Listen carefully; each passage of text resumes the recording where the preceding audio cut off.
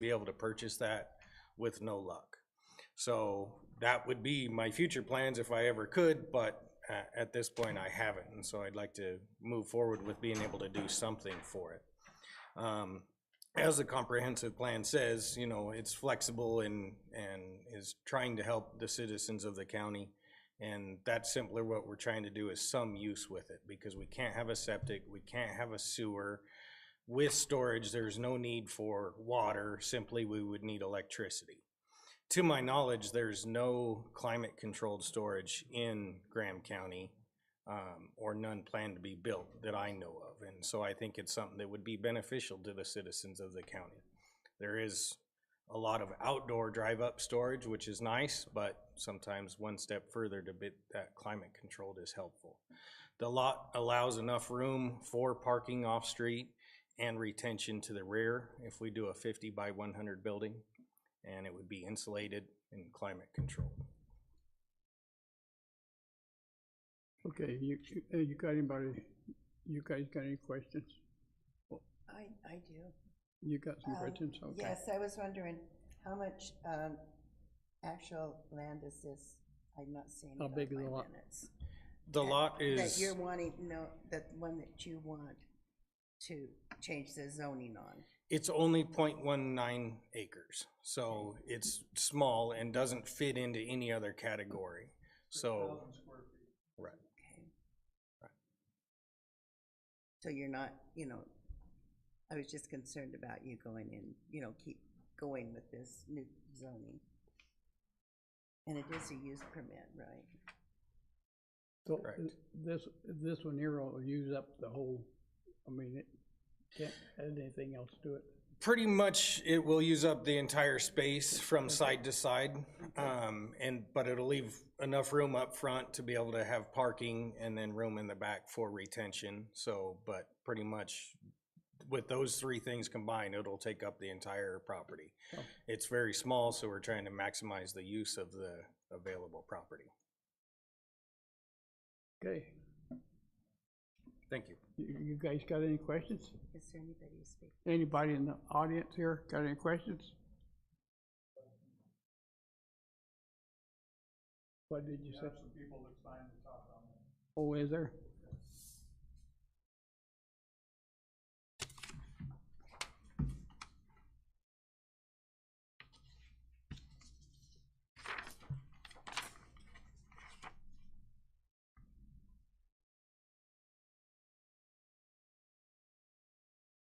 Yeah, one that signed it.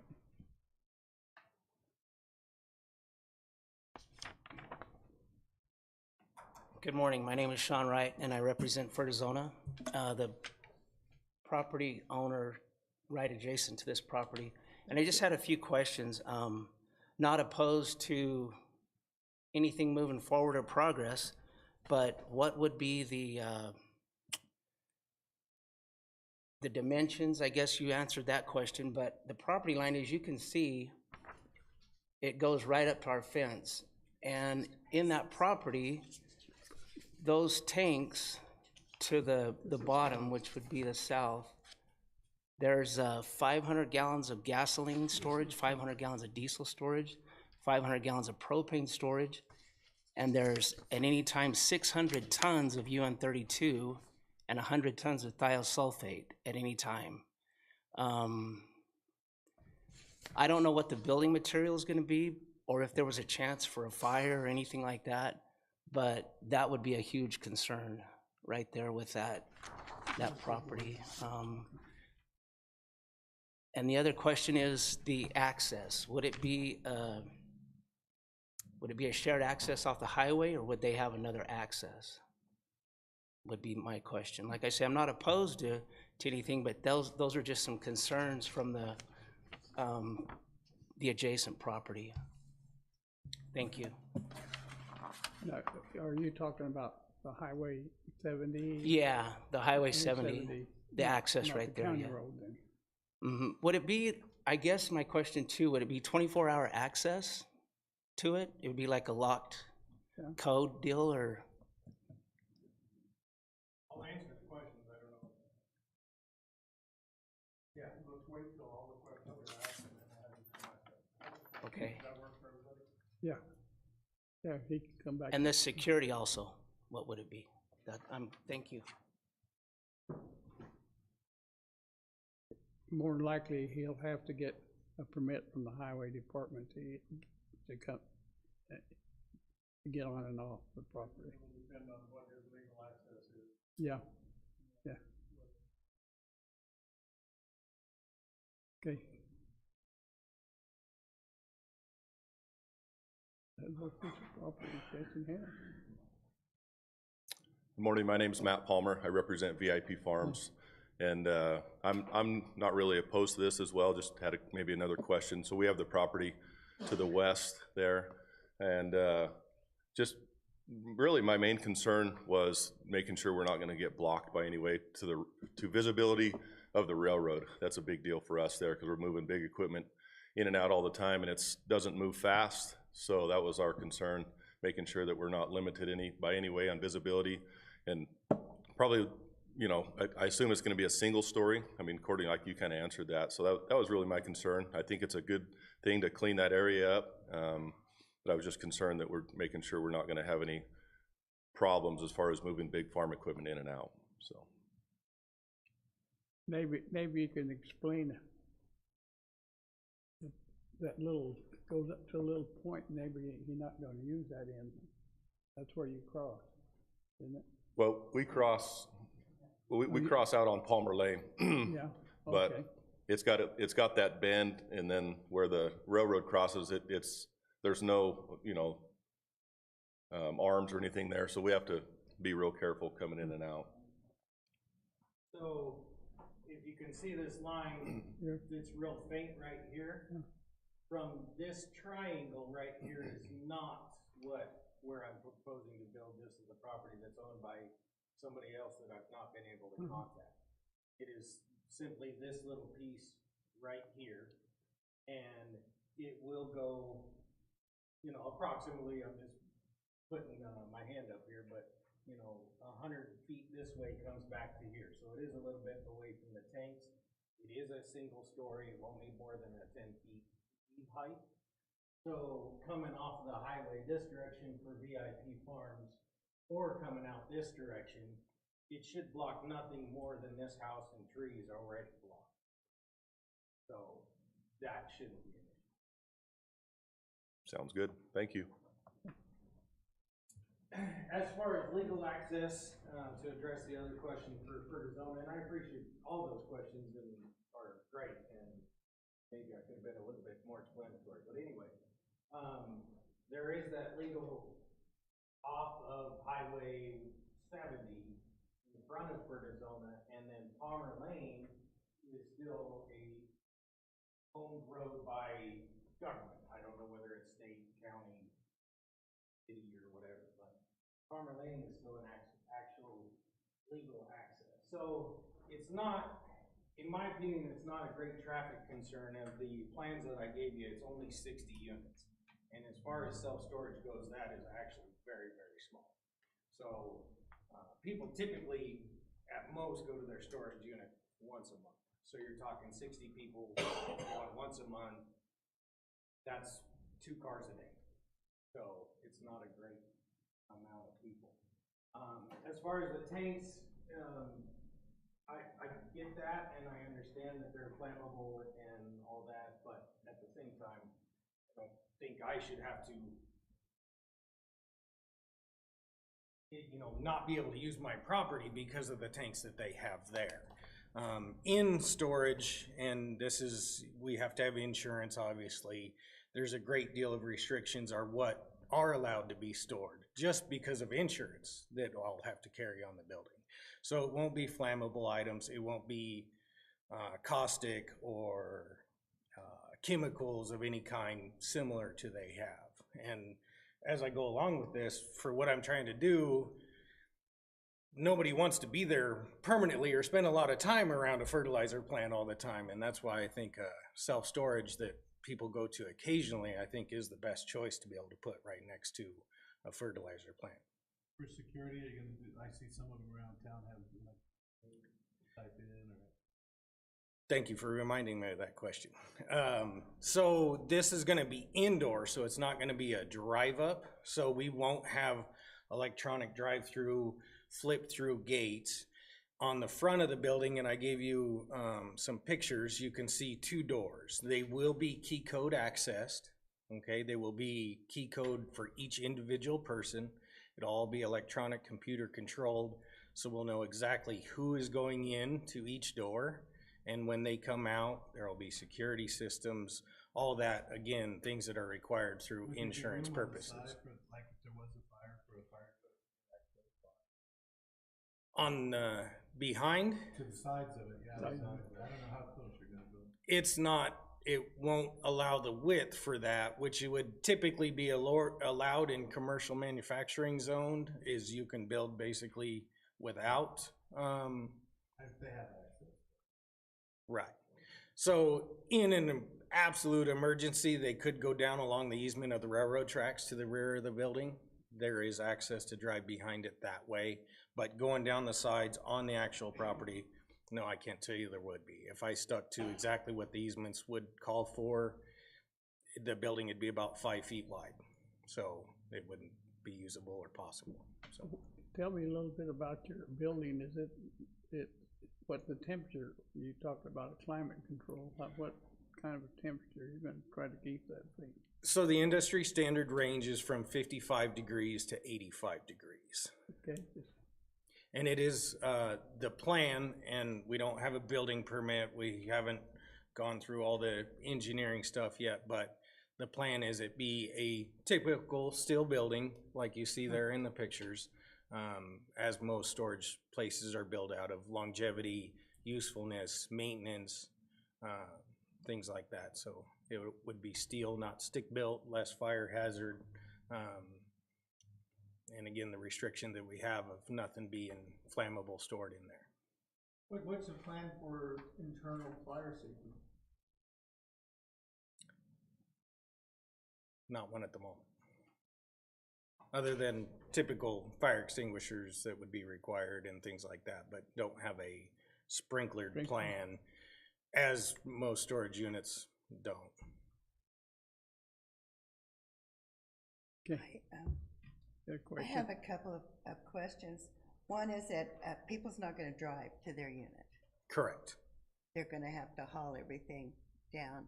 Can they come in from both directions, or? The backside will be fire exits only, so the hallway goes all the way to the back, and those would be alarmed fire exits that could be opened from the inside. So how indoor climate controlled is, you drive up to the main door. That's gonna be a 4-foot wide door, so it's wider than your normal home door. The typical doors on the units are gonna be 4-foot wide as well, so if you can't get it through the front door, you won't be able to get it into the unit. There will be carts provided at the front, because that hallway will be kind of long. Carts are provided for customers' use at any time to be able to take their items down the hallway and back and forth. Okay, so are you going to also have a place there to rent to people that has boats or No, mobile homes? It's strictly this, strictly it'll be Okay. indoor climate controlled storage. It's good for businesses that need to store documents, family that need to store photos and paintings and things like that that can be damaged very easily when you leave them in a typical storage shed or self-storage unit. Okay, Thank you. okay, you guys got any questions? More question for him? Okay, need a motion? Let's get, Gene Robert, can I just, because this is a conditional use permit, if you want to suggest conditions on this, now's the time. So not just to pass it or don't, it's a conditional use permit, so if you want conditions on it, now's the time Yeah. to suggest those. that is written. Yeah, but, the only thing we've Okay. seen in the past where yeah, this is what's gonna happen, and they find out that people's wanting to put other things in theirs. Add this, can we add this as the conditional? Is that what you mean, Steve? This is part I'm just saying, if you wanted to address, Sean's concerns of fire, you could put a condition that the wall against him had to be fireproof or built different, or, I mean, I'm not suggesting that, I'm just saying, above and beyond what he says he's gonna do, that's already basically what he's, if there's something in there that you want different, then you need to Anything you guys want. suggest that to the board, Okay, and it would go I with think it's your good enough the way it is. recommendation. Yeah, let's go on with it. Need a second.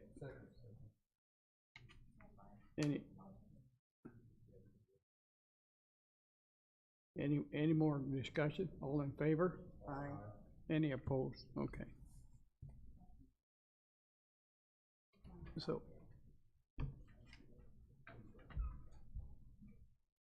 One other thing, he still will have to go to the Board of Adjustments for a variance because he doesn't meet the setbacks, so this is not a done deal. Even once he gets this, he still has to either meet the setbacks or get a variance, so.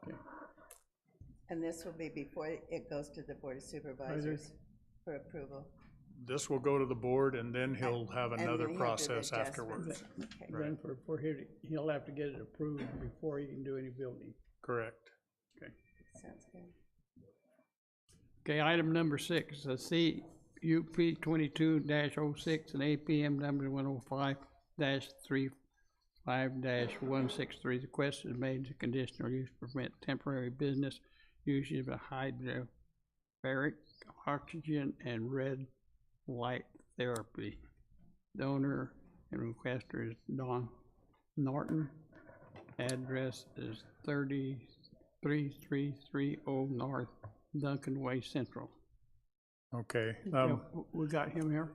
that's not happening today. She wants to change it to the property next door, so we've pulled it, and it'll come to you next month, because we did not notify the proper people for, it changes a 300-foot radius, so that item has been pulled. Okay. Okay, the item number 7, the REZ number 870-22 and APM number 106-26-018. The request is made to rezone from the current RSB residential site built to CN commercial neighborhood for an indoor climate control self-storage building on site. Retail business owner and requesters are Morgan Broderick. The address is 768 West Concho Street, Safford. Is he here, Morgan? Okay. You're back, you're back in here again there. Gene Robert, I'm Did sorry, walk but I was doing something else, but did the one get voted on? Yeah. Okay, I'm sorry, I just, It got approved. okay.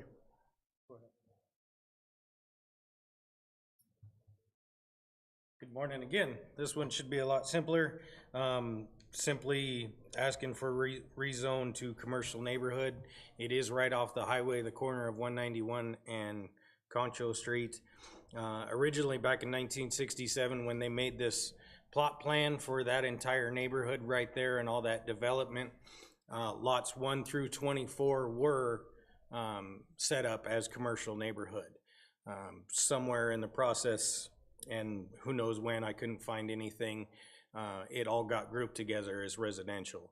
So this one does, it's not a special use permit, conditional use permit. I don't have any plans to build anything at the moment.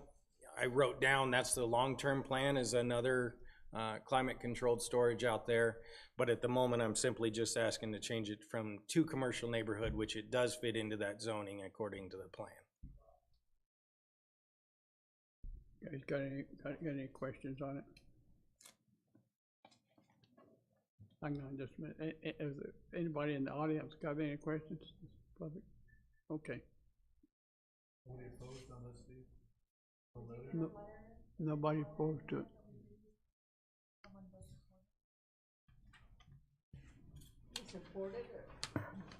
I don't think I got anybody who wants to speak against it here. There was one letter of, that we received that was in favor of it. I know that. I don't think there was anyone against. Do you remember? No, Yeah, there was, the neighbor directly east of them is in favor of it and wrote a letter to that effect. Our opinion on it is, we don't have an opinion on it, but the entire Thunderbird Hills subdivision was created prior to zoning. The CC&Rs dictate that everything out along the highway, which that includes his lot, should be commercial. But when it went into zoning, the entire subdivision was put into site-built only residential, and that wasn't taken into effect. But the CC&Rs still say that, but we don't enforce that. So it's kind of different to rezone inside a subdivision. I mean, it's not common, but that lot is not big enough for a house and a septic, and sewer is not available to it. So it's in the kind of the same boat as is the one he did there next to Fertizona. exactly. If he can't buy adjacent lots, he can't use them, and that's why there's nothing built there today. You have to have more than one lot in order to, because in order to put a septic in, you have to have 20,000 square feet, and I think that one's another 6,000 square foot lot. You'd have to have 3 or 4 of them. But we don't. So he'll have to build whatever, with setbacks and everything, and whatever's left, that's all he can use. Correct. Yeah, still have to get access from not being allowed on the highway. He would, there's guardrails in the way there, so his access is probably gonna be onto Concho, I'm guessing. Is it actually bordering the highway? Yes, it's on the intersection of Concho and US 191. Okay. It's on the northeast corner. Need a motion here, let's. I motion we have a favorable. Second. Any more discussion? All in favor? Aye. Any opposed? Go ahead, pass to. Item number 8. The REZ 871-22 and APM number 103-1043. The request is made to rezone from a SD special development to RM multiple family residential for parcel plan, multiple family units. The owner request is Jason Brimhall, located east of First Avenue on the east end of Red Mallow Road, Safford. Is the Brimhall here?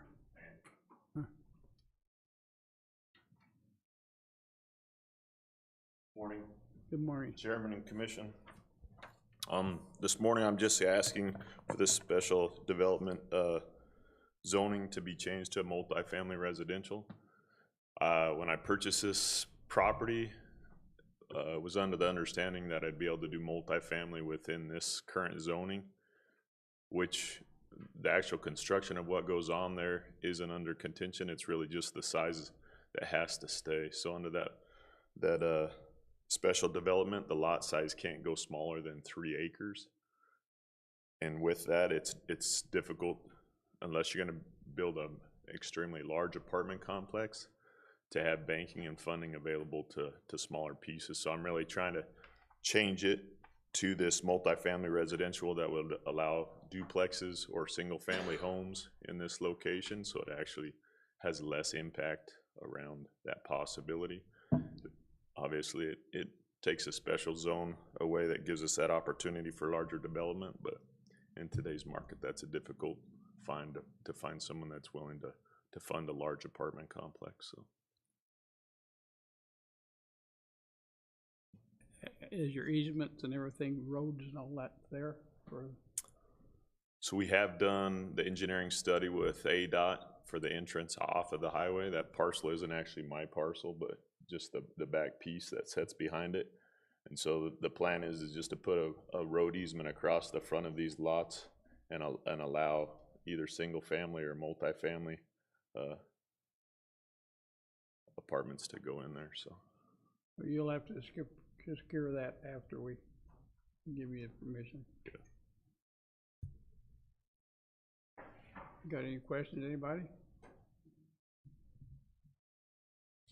Got any questions out here in the? At least two people want to Speak on it? Who are they?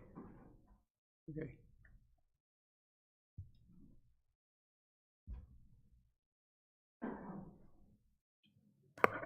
Let me clarify something real quick. The current zoning is a 3-acre minimum, and it's Not three. for developments, and the zoning he's asking for gives him the same rights as far as multifamily and what he can build there, but he can make smaller lots and do them individually rather than a planned community. So that's really the only difference in. It's already, he could build those same things there today. He just couldn't. He couldn't do them independent. It'd have to be a group plan. Good morning. The questions I have on this is, I previously was inquiring on this property, and I went to the state to ask them what I needed to do, and what they plan on doing is what the state had told me, 40 feet access with 40-foot radius, curb to curb, if I'm correct. But at that time, they said we would probably only allow like 2 roofs back there based on the traffic and the location close to the bottom of Jensen Hill. But by doing that, you can't embark on the existing property on the corner, so you'd have to push that entranceway closer to the bottom of Jensen Hill than what it is right now.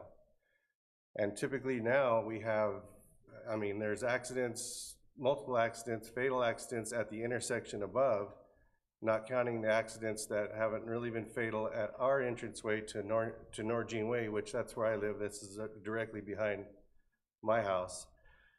So by moving an entranceway closer to the Jensen Hill, then that makes it even worse to me. And if you think about what the state was concerned about with more than 2 roofs, which might have been a little extreme.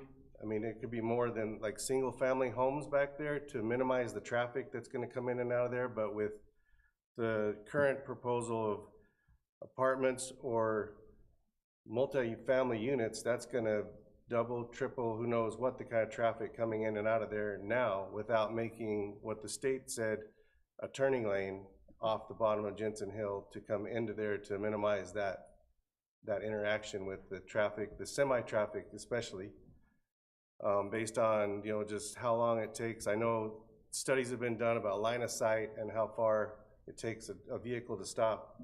A regular vehicle could do it no problem, but a loaded semi, which we get plenty of those coming down through there, that was, I think, our latest accident at Norgine Way entranceway was a semi collision right there because it couldn't stop. So that's one of our big concerns. The other is the easement behind our properties. All those properties down that road, down Norgine Way, the backside there have water rights, which we would get from the ditch that parallels 191 right there. So my question is, as far as development goes on that, is are we still gonna be able to have that easement, which we pay ditch rights for, to be able to get to, whether you use them or not? We could, there's, on the opposite side, there was a ditch back there, and I think years ago there was a ditch there too, but you still have the ability to do that according to the way the easement says now. So that's my main concern on that. And then I guess my question was about the zoning too, that if you can already do what you want to do under the current zone, then what is the purpose of the rezone to that, to potentially add even more traffic back there? If you put multi-family homes back there, then that traffic just increases a whole lot. That has been the problem with that piece of property from way back. I remember when they zoned it before, same old thing. Yes, and that's the history Same old the thing. research that I've done on it has spoke that same thing, but Yeah. for what, a typical to do nothing back there and use it for pasture or anything like that, the cost is just too high for somebody to purchase it unless you could get the access to develop it and make the property worth more. That makes sense? You guys got any questions? Clarify that. So- Gene, hey, Gene. Chairman and Commission, I'll try and respond to those questions. So an engineering study was done specifically just this year and approved through ADOT that gives us the roof count that's needed with the site visibility that's there with what he just said. It has to have a large 40-foot turn-in. It has to have a 40-foot entrance, which is gonna require some power pole relocation and utility work. But the site distances off of the hill aren't a concern in ADOT's mind. And in that engineer's report, there was no concern at all as far as head count. This zoning is actually gonna probably lessen the head count that's gonna turn into that if you change that zoning, because it allows for single-family homes or duplexes where the special residential site, the special development is more of an apartment complex kind of set that doesn't allow for that smaller head count. So it's probably a lesser traffic count requirement than in its current zoning. As far as the easement, we're not planning on removing the ditch off of the west face of this property. It'll continue to go down down the highway edge, and then that utility easement will still be, or the ditch easement will still be there on the south side of that parcel and the north side of this piece. So that easement doesn't change. What you're saying, less people living there instead of more. Yeah. So the reason why I want to change this zoning is to allow that. So I don't have the ability to go build 10 multifamilies all at one time. I could go build one duplex, and then I can get bank, if it's a separate parcel, I can go get bank funding and support for that single and then start a second. If it has to stay as a single parcel, the bank isn't gonna allow me to do that. I can't get it individually, so I have to split it into these parcels so that each piece has its own mortgage specifically. If I put a duplex in, then I can't do that if it stays in a 3-acre parcel. Yeah. Okay, anybody got any more questions? How many parcels do you want to break that up into? So it doesn't show here. What we want to do is break it up into 5. It'll just be over 2/3 of an acre. And again, it's looking at single family or duplexes is kind of what we're looking at right now. I have an individual that, you know, it's always a great plan until they have to put money on the table, that wanted to put a duplex in there that built like that, where it was a pre-planned all the way with a playground and an area, but until that's a purchase or completed, it's not something I can really lay out in front of you. Who owns the lot in front, right off the highway? Reed Larson owns the other portion of this original. He owns it's a It's the same 3. seven, Yeah, it's the same 3. I think he owns 4 acres and Jason owns 3, somewhere like that. There is somebody else that wants to speak, Mr. George, I believe.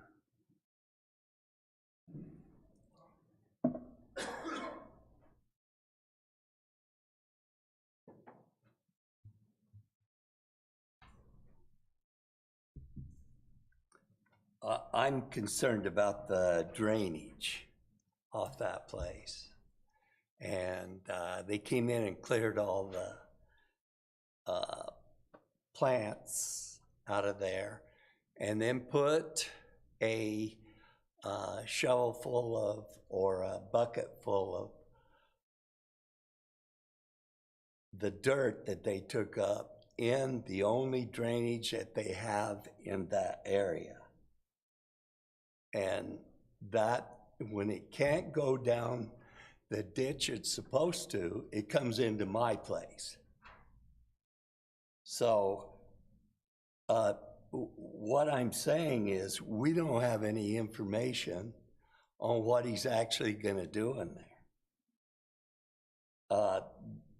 And I can't believe that ADOT would okay that when the dust in Bowie shuts down Interstate 10, and we have those 18-wheelers coming off that hill right into Norgene Way's turnoff, and he's up the hill from it. And we're gonna go back to the state and ask them again, because it's not what they told us to begin with. What he's saying that happened, that they did an engineering study, and they told us that it was, that only 2 houses, 2 roofs would be allowed back there. And then they gave these specifications for that to happen.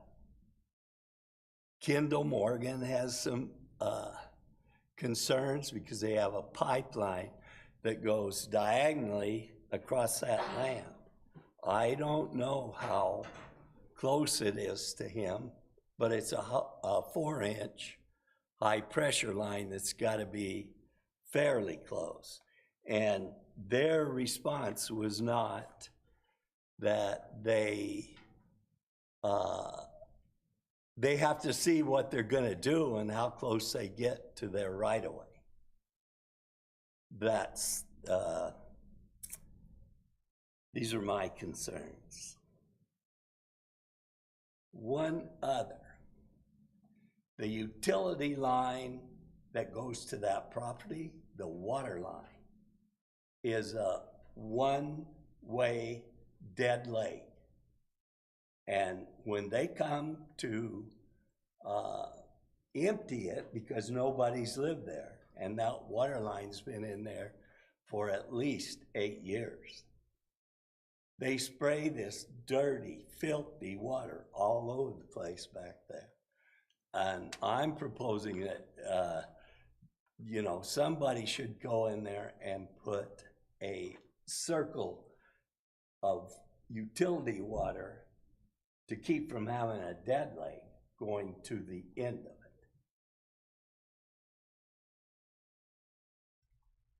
Okay? You guys got any questions? I think that the be right, okay, he's talking about the drainage. That'll be up to Michael Bryce when he gets on it. Have you got Mike, have you got any comment on that, or you know anything about that property? So when he comes in with his development plans, he'll be required to have retention with the Yeah. drainage. Yeah. That would be one of the things that we would, when he comes in for permit to make. So that'll take care of the drainage that you're worried about. And who looks at that? Okay. So this drainage is gonna take care of everything to the south. Well, everything on his property concerning his property and that flows to his property will have to be addressed. Okay, I got flooded in '77. It came straight across his property. And then the people that owned this place at that time built a berm in between me and them. And I have maintained that berm because I'm afraid of getting flooded again. And this was brought up with Larson, and Larson said, I'll tell Brimholm about it. They put a property mark right in the middle of it, trying to show me that I had built the berm on their property. That's not my berm, that's theirs to take care of. So, you understand what I'm saying?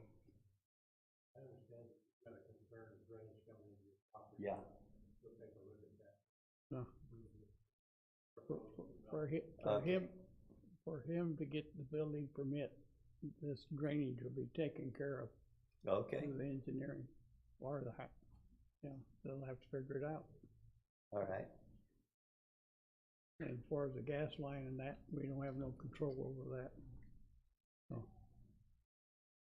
Yeah, Just two things real quick. So the Kinder Morgan gas line, the very sliver on the very west edge, the southwest edge, has that easement across the back end of that. I don't think there'd be any building within that. Well, I know you can't build within that easement, so there's not gonna be any building within that, but the house in space will be further to the north based on that. One thing I know that ADOT brought up in the engineering report was the 40-foot radiuses off of the highway, which makes the big difference for the speed that you have to slow down to turn off of the highway right now. So the road turning into Noragene Way has a 0-degree radius, a 0-foot radius. It's just a 90-degree. And so the speed and the width of it sits around 15 or 20 feet. So this entrance would be a 40-foot wide with 40-foot radiuses on both sides required by ADOT through that engineering report. And so it's definitely further up the hill, but the site distance isn't limited per that engineering report, and the larger entrance allows you to turn at a higher rate than you would into the existing. So as far as storm drainage, I mean,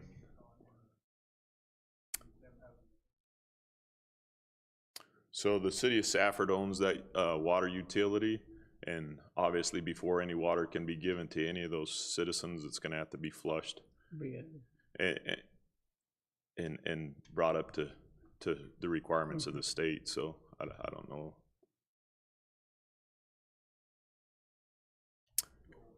So obviously there's already a fire hydrant in that location, so those flushes will go through, and then there's lots of water system, pieces of the water system that are dead ends, and obviously when we start using it, that stale water goes away and becomes a regular used. The pipeline that's in there is sized to allow for that for single-family residential, so I don't know that there's a long-term concern around that water. And the existing water that's there will obviously be flushed before we hook anybody up.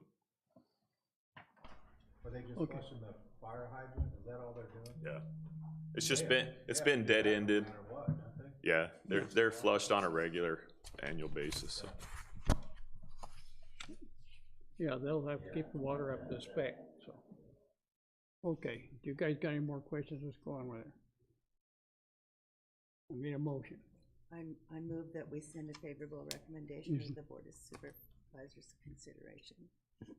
I need a second. What are you guys? No second? I need a second. Second, okay. Any more discussion, Maria? All in favor? Aye. Any opposed? Okay, it passed. Thank you, Chairman, Commission.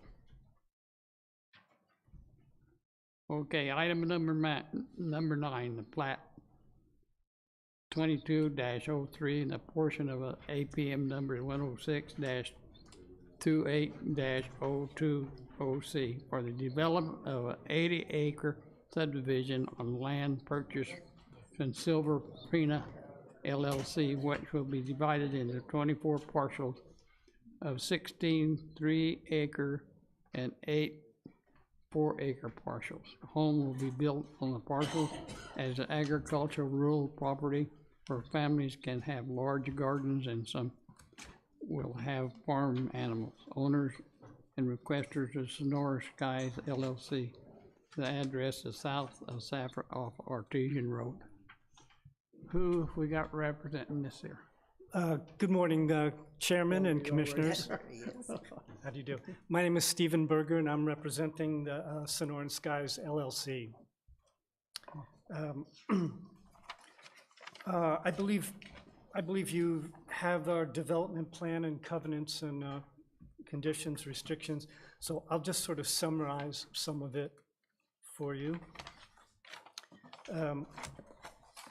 So first of all, in the last few years, a number of people have expressed an interest in moving near the St. Paisius Monastery, which is out next door to this property.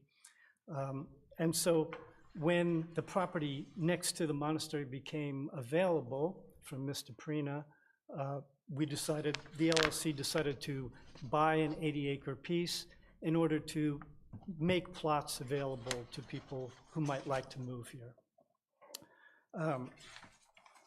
So the land is currently special development zoned. It's 80 acres, would be split into 16 3-acre parcels and 8 4-acre parcels, so 24 parcels altogether. The LLC will construct roads for each of the parcels to have access, and there are already a couple of easements granted for ingress and egress. The LLC has our covenants and restrictions, which we'll talk about a little bit later. A civil engineer will perform all the boundary surveys. It's already roughly surveyed, but they're gonna survey and make sure that all the flags are put in on each parcel. As the chairman mentioned, the 3 and 4 acre parcels will be so that people could have a nice home, have a garden, maybe have some animals, chickens and goats and things like that, room for children to play and things like along those lines.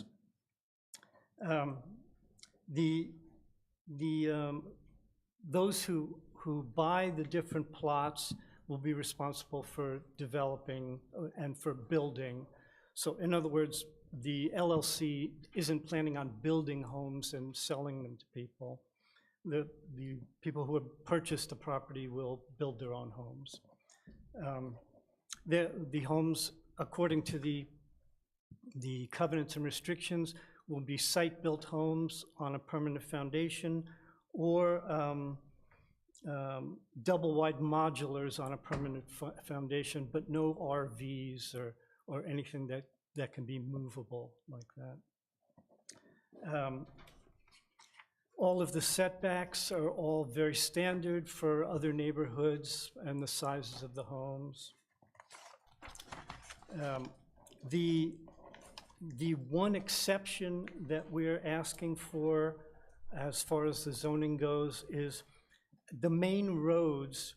We would like the main roads to be made of compacted AB aggregate, 30 feet wide, crowned for shedding water, and each home will have access to these roads.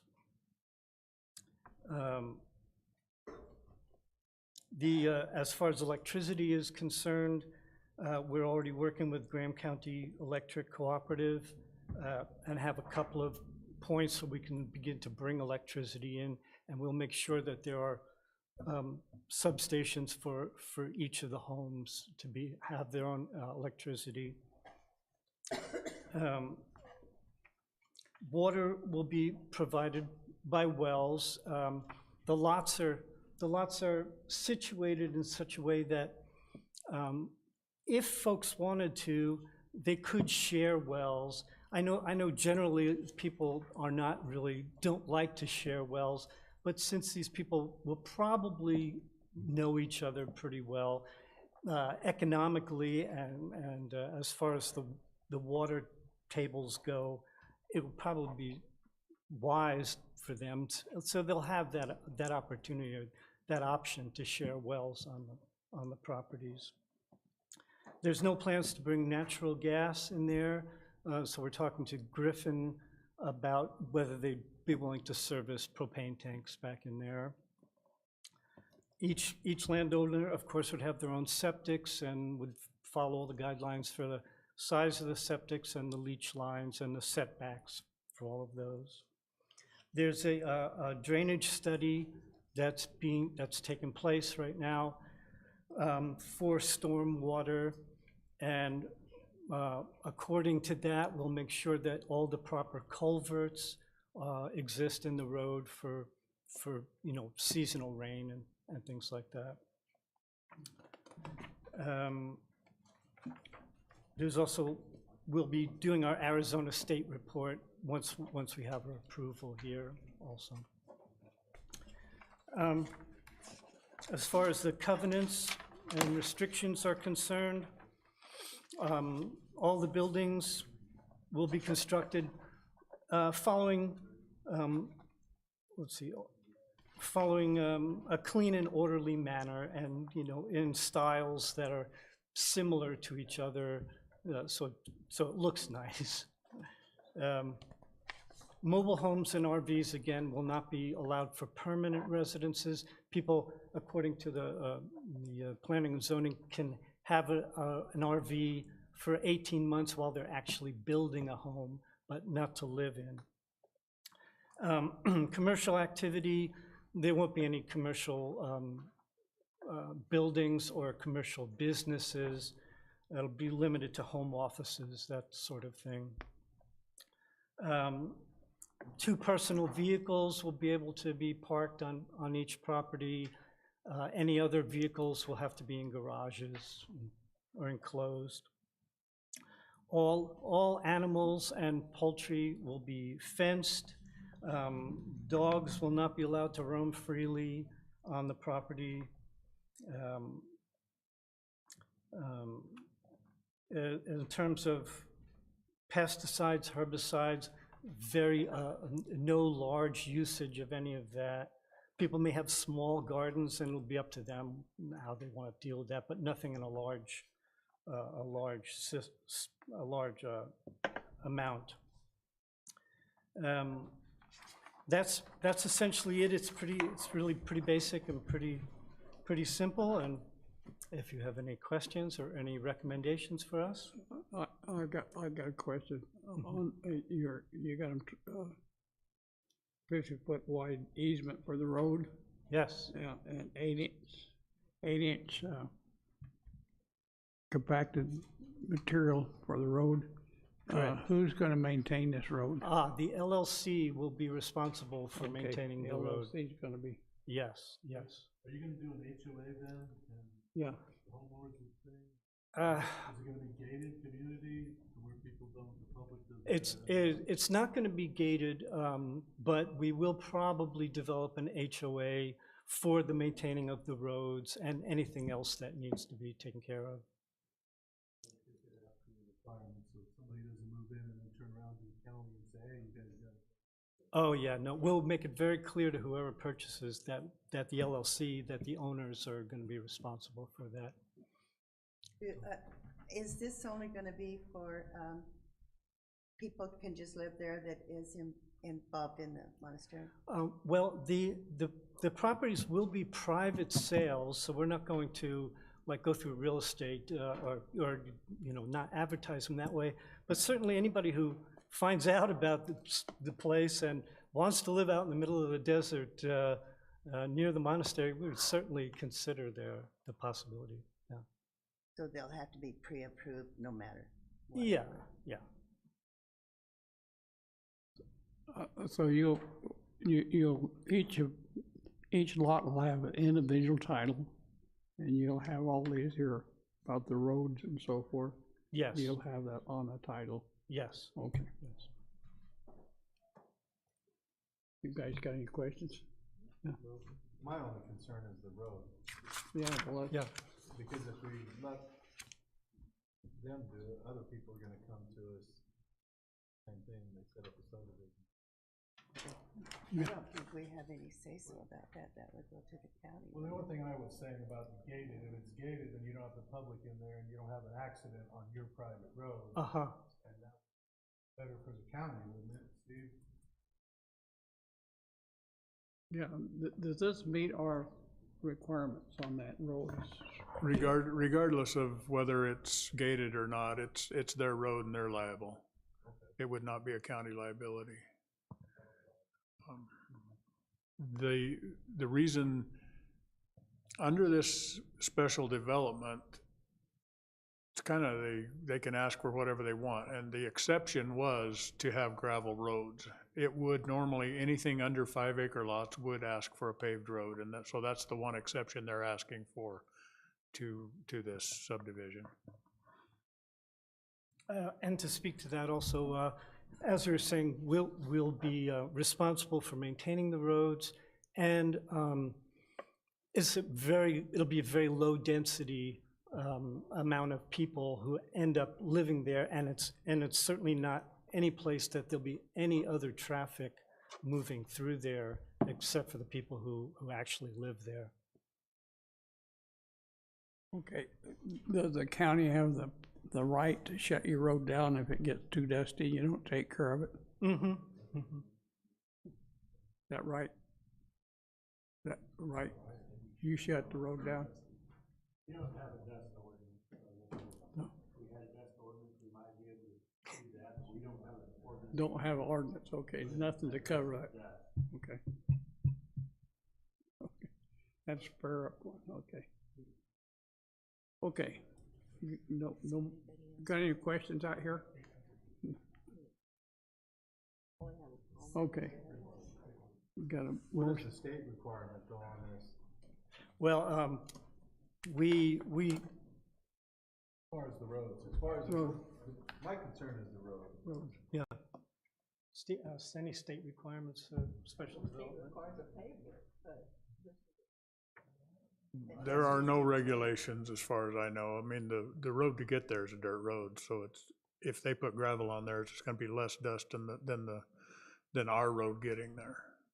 So, and As long as it's in the HOA and the purchasers understand that the county will never take over the property. that is in the verbiage. Okay, let's get him, we got one back here. Sure. Come up here, Mr. Prina. Sounded like you guys were getting ready to vote. Didn't know I did follow protocol. First, one question for you, Steve. This says zoning map change. This really isn't a zoning map change. Okay, thank you. I just wanted to It is clarify. not a zone map change, but our new program, we haven't figured out how to take that out of there. So, Okay, well, that's why I asked.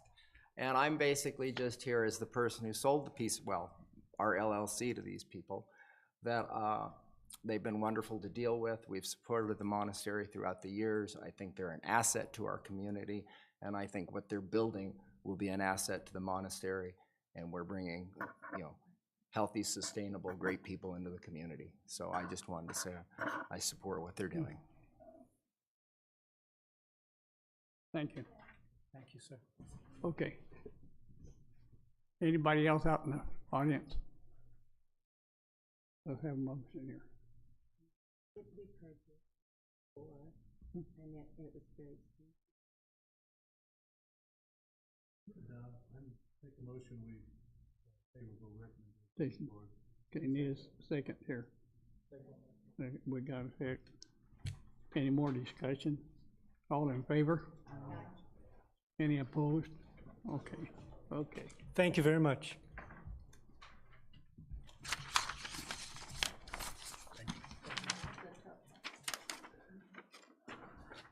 Get on the other side here.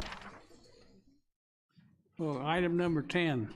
before you get started. Okay. Items number 10 and 11 have been withdrawn by the applicant this morning. He was waiting for a date on,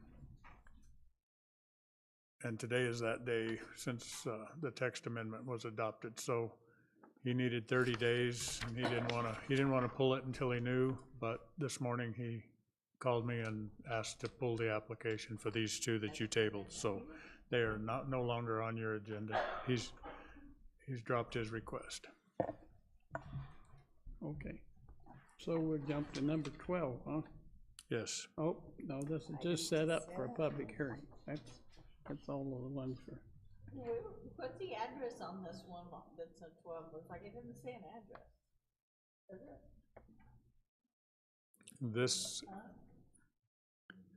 I don't know where it is. sorry, this is the, it is the first, this is where Doug Hinton lived. It's in Geronimo. It's the first parcel across from Red's Liquor Store, yes. Okay, so. It's almost 5 acres, and this zoning requires 5 acres, but an administrative adjustment of 0.02 acres would allow this to happen, so. It'd be on the north side of the road. Correct, on the north side of the highway, about a quarter mile inside, or a quarter mile off the reservation. Across the street is Hinton. Okay, I'm gonna read this here. Number 12, and the REZ numbers 872-22 and APM numbers 108-04-004F, 4.89 acres is requested made to rezone from current A general land use to MX unlimited manufacturing to allow cannabis dispensary. The owner is Don Hinton, who has given the application. Damon D.O. Power Attorney to request the rezone. Have we got anybody representing this or anybody? We're setting it up. On the agenda for next week. Okay, yeah, well, there could still be somebody here. Okay. Okay, you set it up for it, motion? Got a second? Second. Okay. All in favor? Okay, that finishes our business. We're gonna have a work session and, We are? yes, we are. Yes. We need more paperwork more.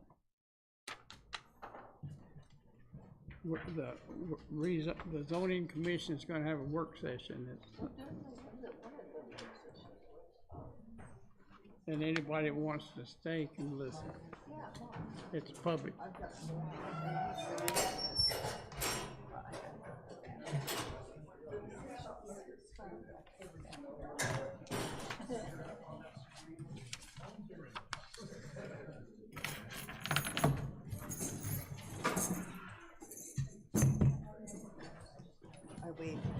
Are we adjourned? Okay, we're gonna move over, I guess.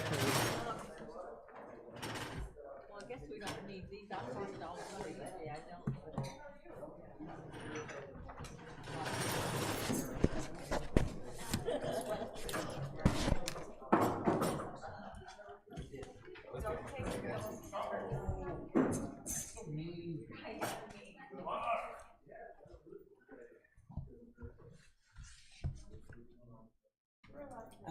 I will read.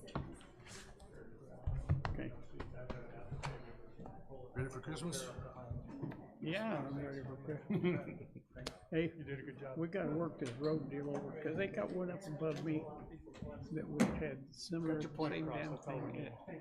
I didn't get nothing but phone calls every time it had a big rain, and it said, why isn't the county gonna fix that damn thing? Yeah. And that's the So whole that's thing, why I when say you drive around town, and you got we red gotta have signs some and way green permission. signs. If they don't maintain it, we'll come in and maintain it and charge them. Well, I just want them to put gates up. That was Yeah. my thing, you know, not to push them to make it a gated community, and then it's obvious we're not maintaining it. Yeah. Yeah.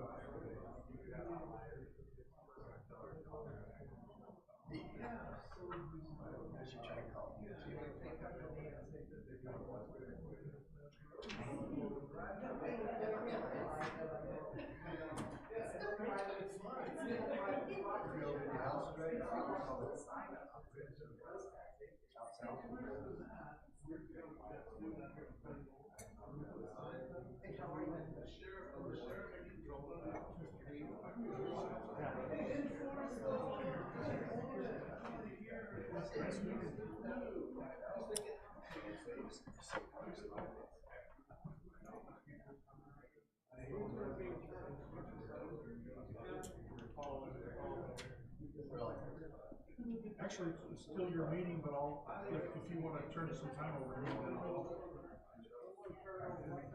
Okay. All right.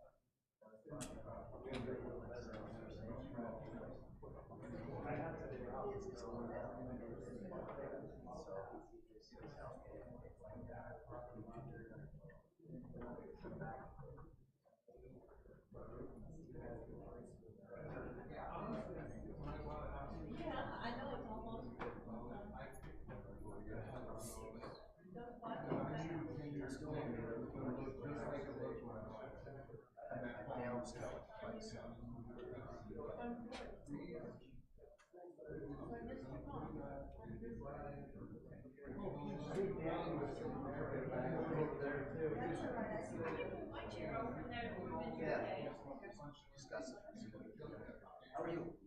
I won't bite you. I won't bite you. And I went with everything.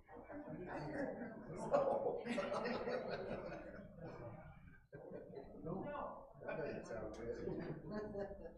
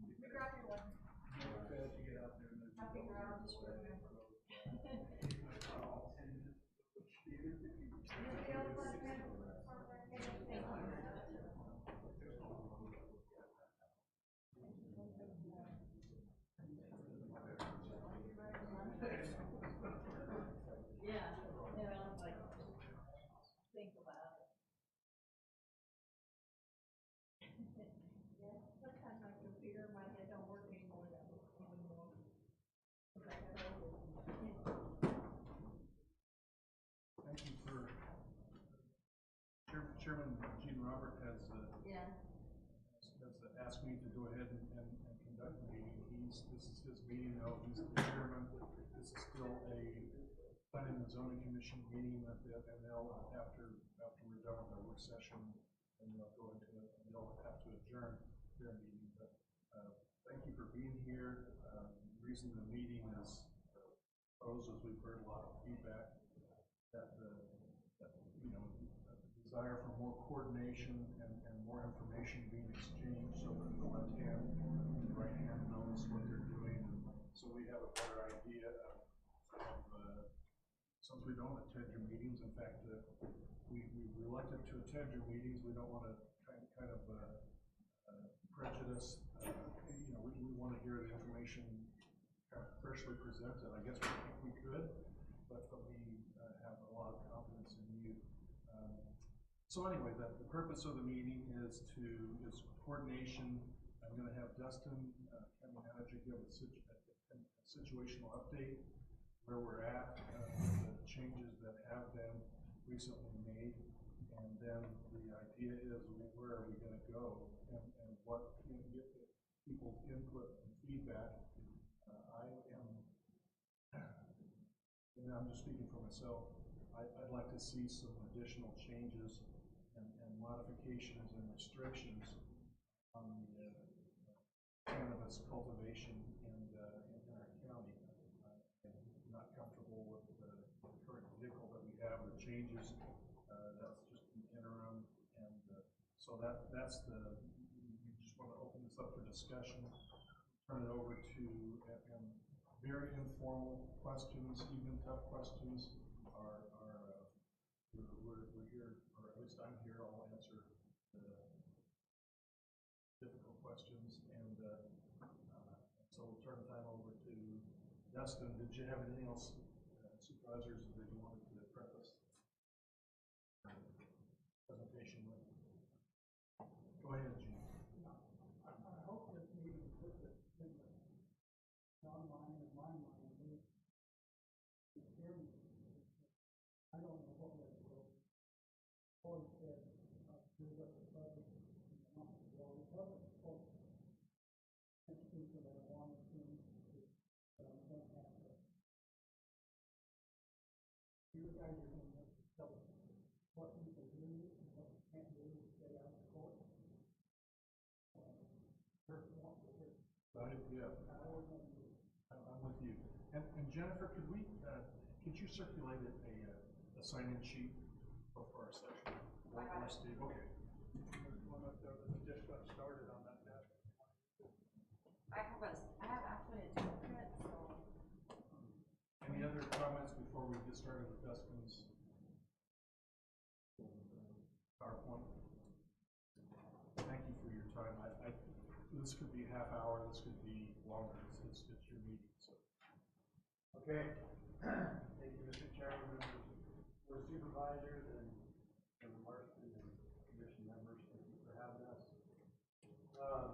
I volunteered to do this. I figured Steve would have spoken enough today and be more than willing to let me take it.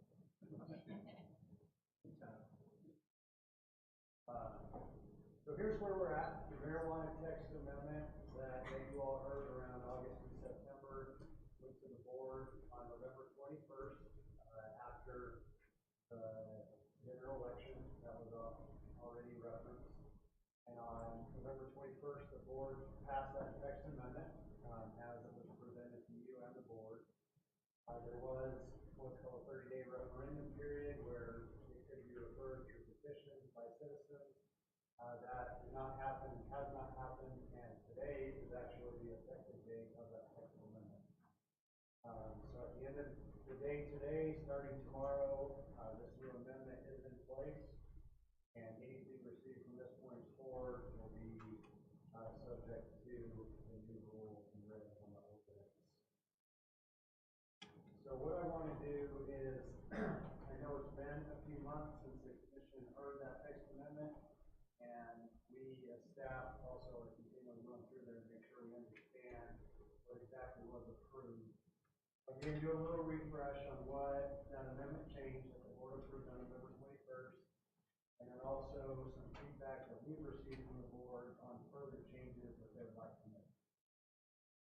So first of all, the amendment changed what can happen in the zone. Previous to this amendment, marijuana use, whether it's dispensary, cultivation, processing, only happened in the MX zone. I know you're well aware of that.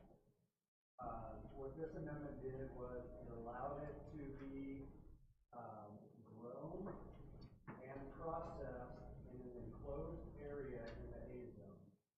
So not dispensed, no dispensaries are allowable, but they could cultivate and process in the A zone as long as it was in an enclosed structure. And this, the way it's written right now is that it would be allowed by right. So what that means is, as long as they meet these conditions, which are listed bulleted, then it can be approved by administration. So they can go to even Jennifer's office and apply for the permit and receive it. They would not have to go to the Planning and Zoning Commission or the board or anyone further, as long as they met these conditions, which were, or are, not to exceed 300 acres. The enclosed area does not exceed 50% lot coverage. In accordance with ADOH, of course, they're the requirements of health. And they would have to get a certified surveyor to show that the exterior walls in the enclosed area are a minimum of 1,000 feet from the boundary line of residentially zoned districts, which are defined as AR, RR, RSB, RU, RE, RM, and RMH. And notably, what's missing from that list is the A zone. So what was defined in that, in this amendment was that the A zone was not considered a residential zone. So you do not have to be 1,000 feet from an A zone. It has to be zoned specifically as one of these residential zones. Further, in that A zone, if those conditions above are not met, then the applicant can still apply, but it has to be through a conditional use permit, which would bump it up to go into the process of a planning and zoning commission review and board of supervisor approval. And of course, if you look at that list, the third one would not apply. They're always going to have to be in accordance with ADOH. Most likely, a conditional use permit would be for the last one for 1,000 feet from a different property line. It would be likely, but it could be the first two as well. Further changes, so continuing what the amendment changed under Article 9, which is marijuana regulations. Enclosed area was defined to exclude semi-portable or temporary structures such as hoop houses, high tunnels, or cold frames. So it would have to be, if it's required in an enclosed area, which would be the A zone, it'd have to be much more of a permanent structure.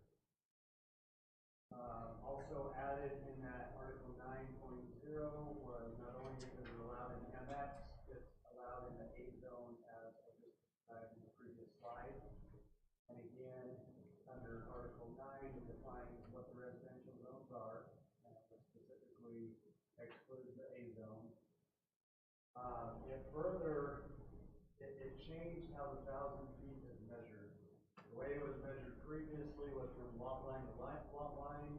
This changed that from the enclosed structure of the marijuana facility to the lot line of the residential property as described in one of those zones right above that. It also changed specifying operating hours. Before, the ordinance just said any marijuana use could only be from 8 to 8. This changed it from basically excluding cultivation or processing, and just said that 8 to 8 is only applicable to retail dispensaries.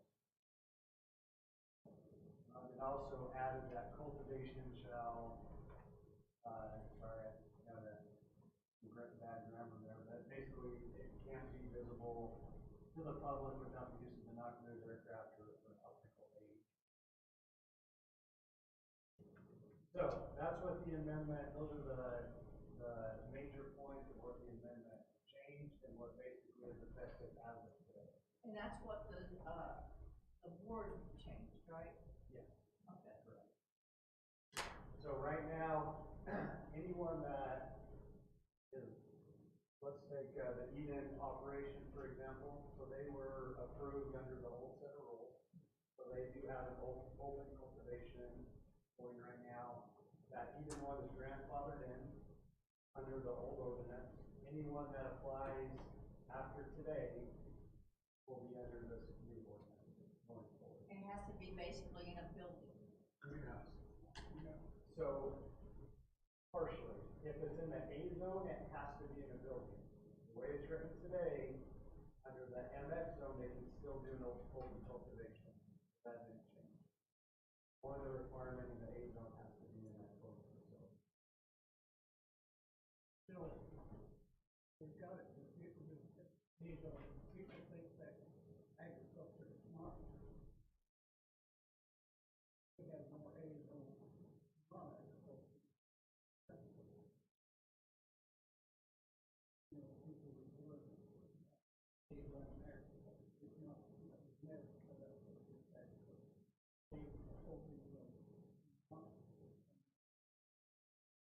General use. Under what condition would we have people ask for MX now? Are they gonna come, will they need to? I mean, what, or why, only if they're gonna sell, is that what you're trying to say, they're retail dispensaries? So the change definitely made it more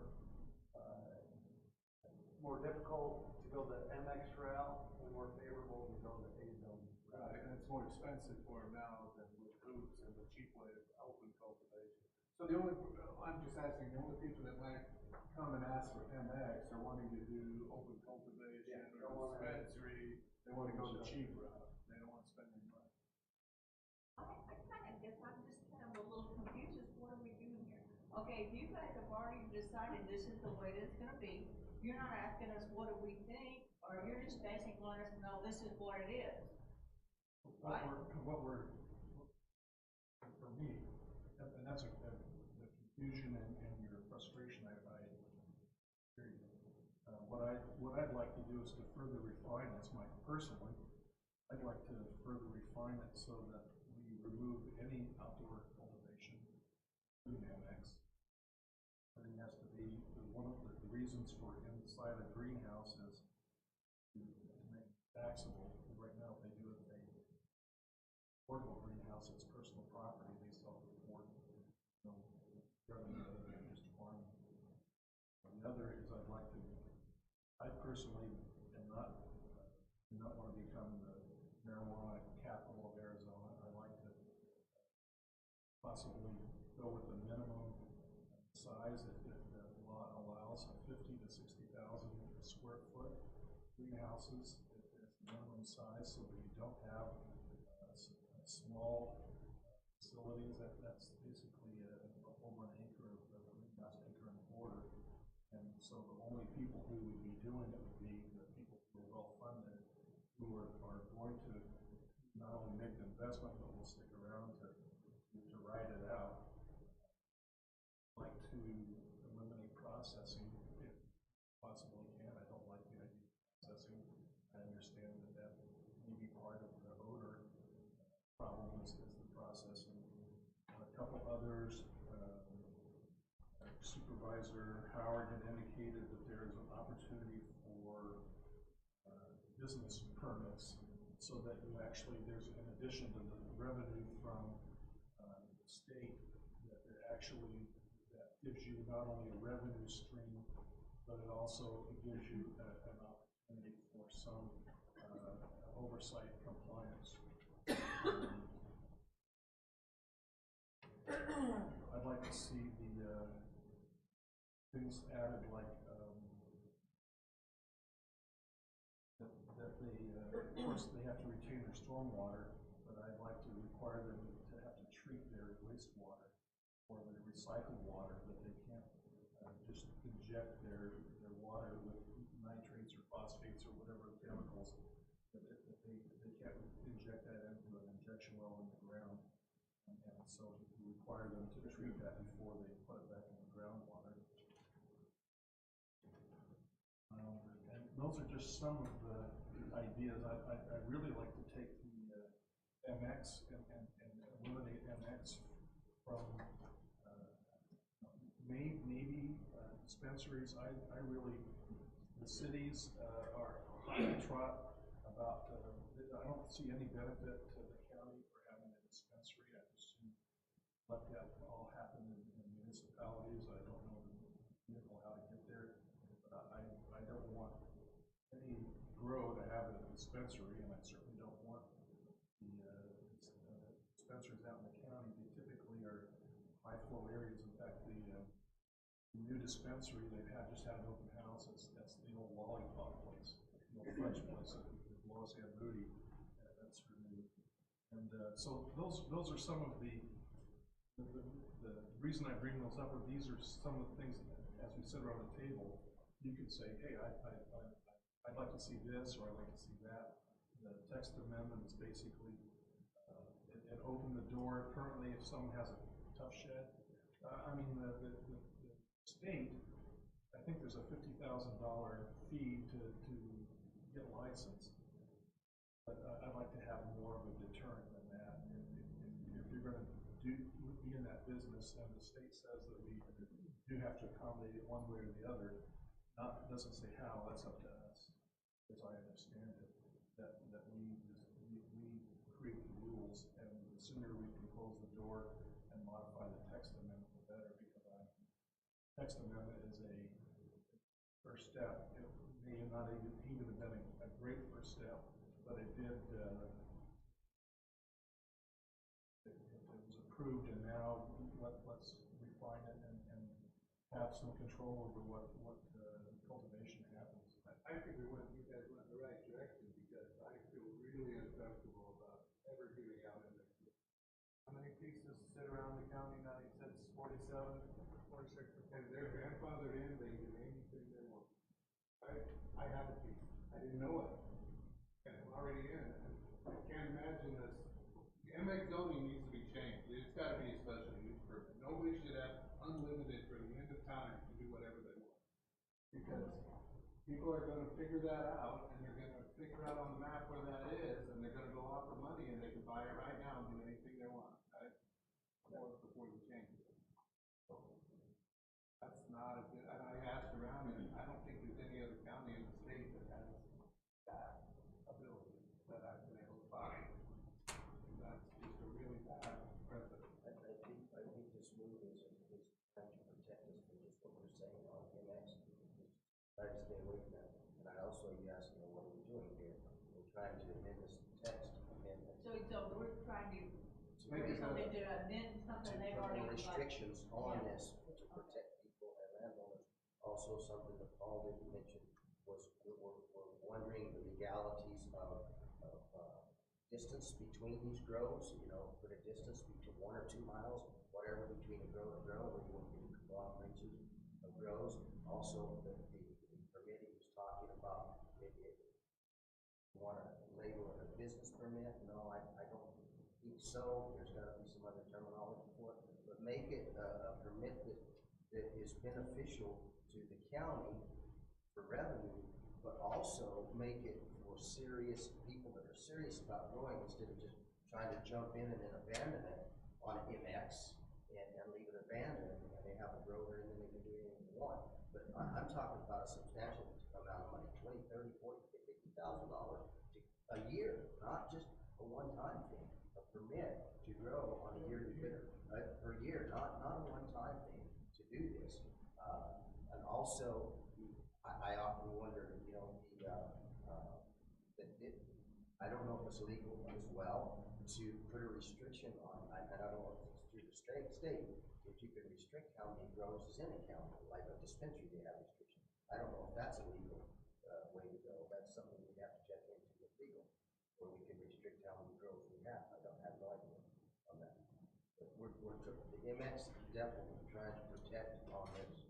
That was one of the big deals on the MX about, hey, if somebody comes in and grows, they abandon, they can, they stretched it out and moved their side or whatever on it.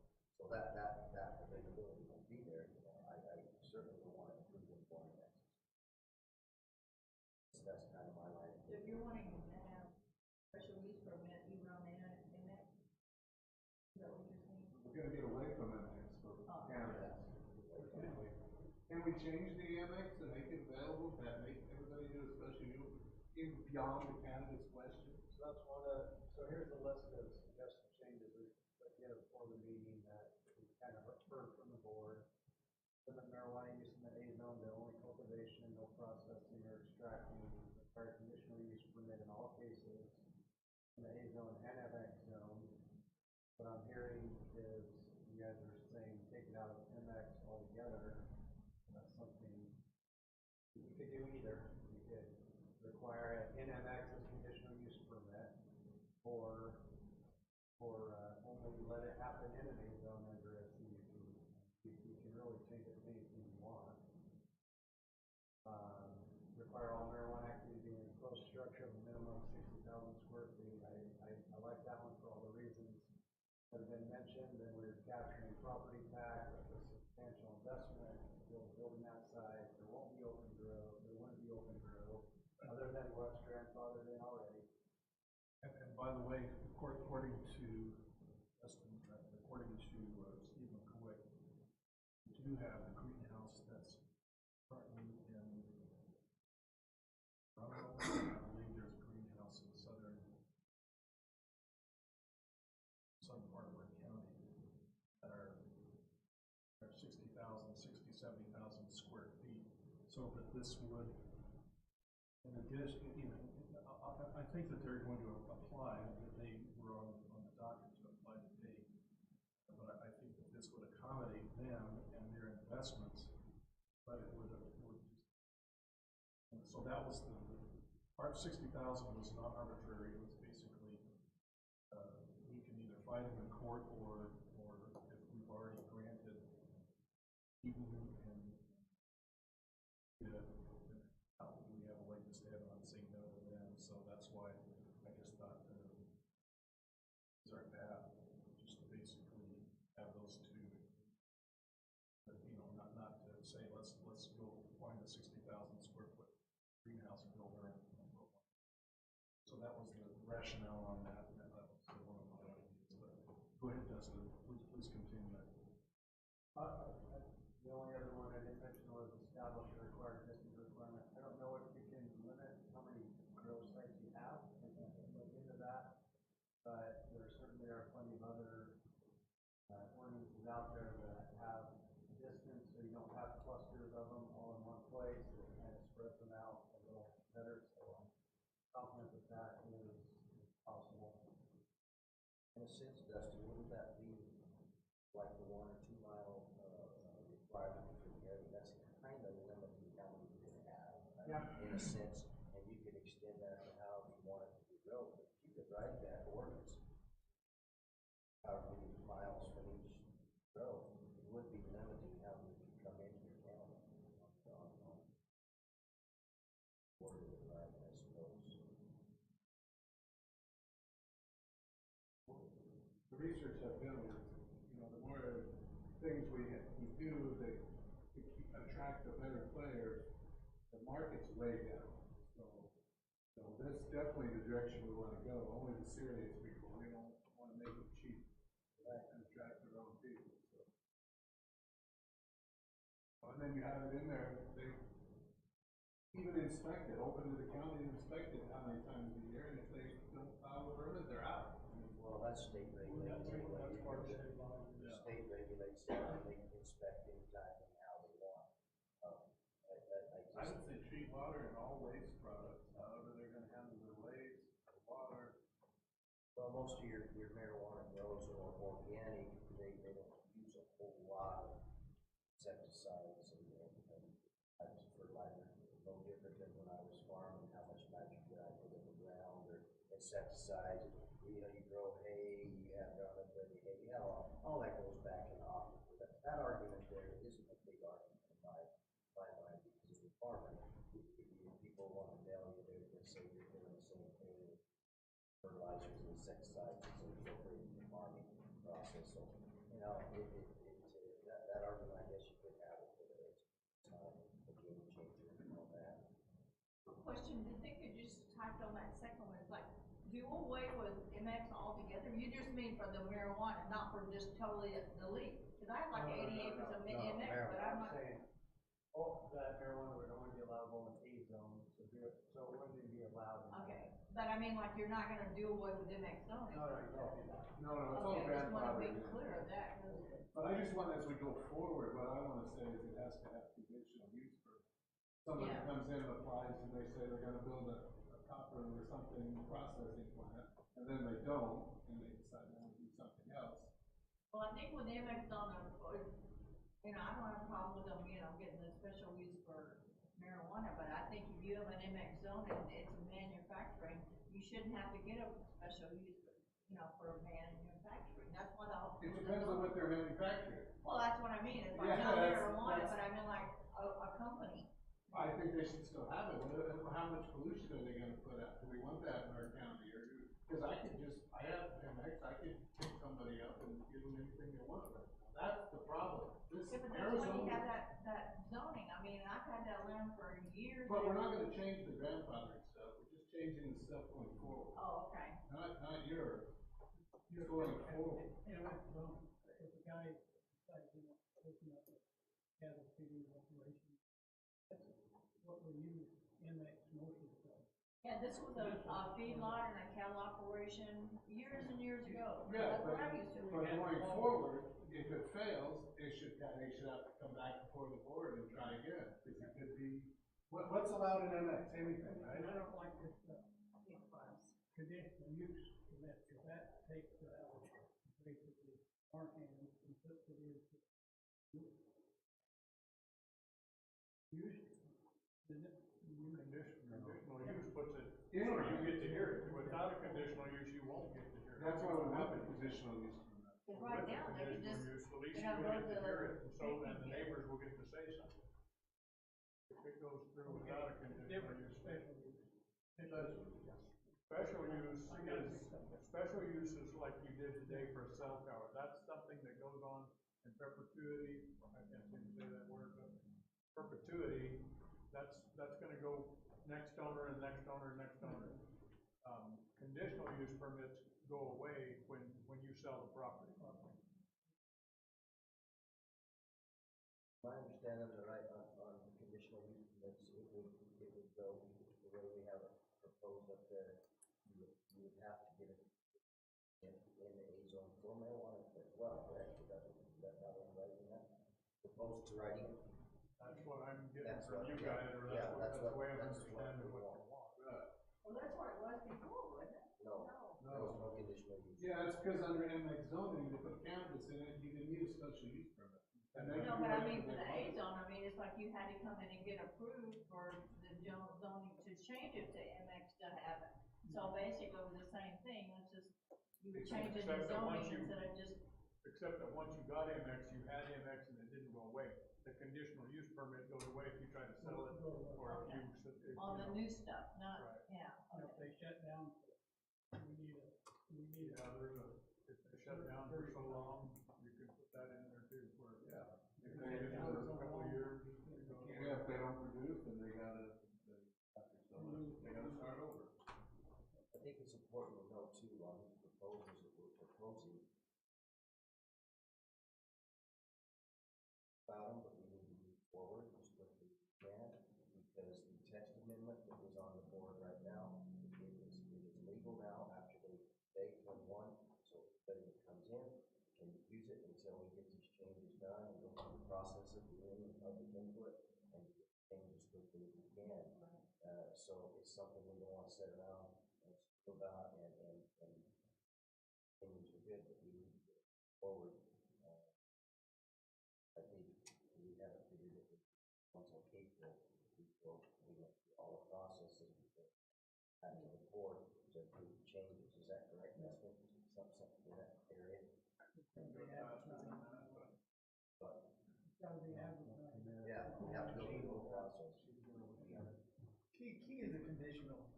We said that over and over as a group, that having that in place, because now we can put some emphasis on what they're looking at. For our sake rather than their sake. Would have saved us a lot of money. Exactly. And actually just had that said conditional in there, we wouldn't be here. Well, can we go back to some of these that's laid dormant all this time and reevaluate it? Go back to what? Like the pig farms that hasn't had pigs on it forever in your property. Yeah, I don't wanna lose that MX, not because of marijuana, but because that has value for something like if you wanna put a business on it. I mean, that's why, you know, when I paid for that property, I paid knowing that zoning is there. You know what I mean? It's like, You can't go back. it's like taking, you know, commercial and say, now you can only have residential, it's like in commercial for one. So. Just like we can't go backwards on what, with the marijuana ordinances that you grow, and other grows, you can't go backwards, we can only move forward and try to.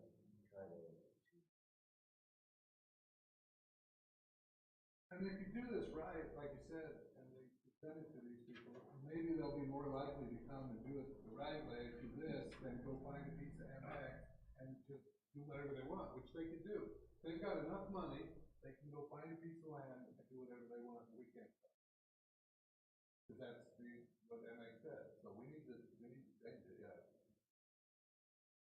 When this was put in, who would have thought that, Rigo and then Sonoma, that was way back.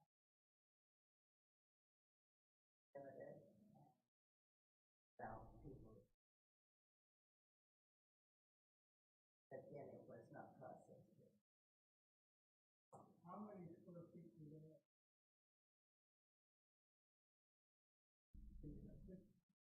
A lot of them are group houses. They're all group houses. They're not. That's what we're not gonna allow. So they're already approved. Yeah, we'll approve that, so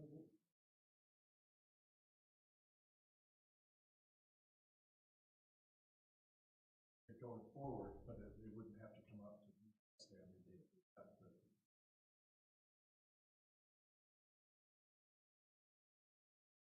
And have it grow from there. That's a good question. That's what we'll have to look at, because I don't know. The guy that was here the last time we were. He offered it. Yeah, that one, we may be able to, I don't know. God's running. We got leaving. He said that we should charge even for that. And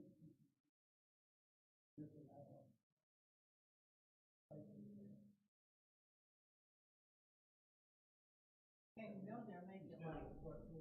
$75 a time.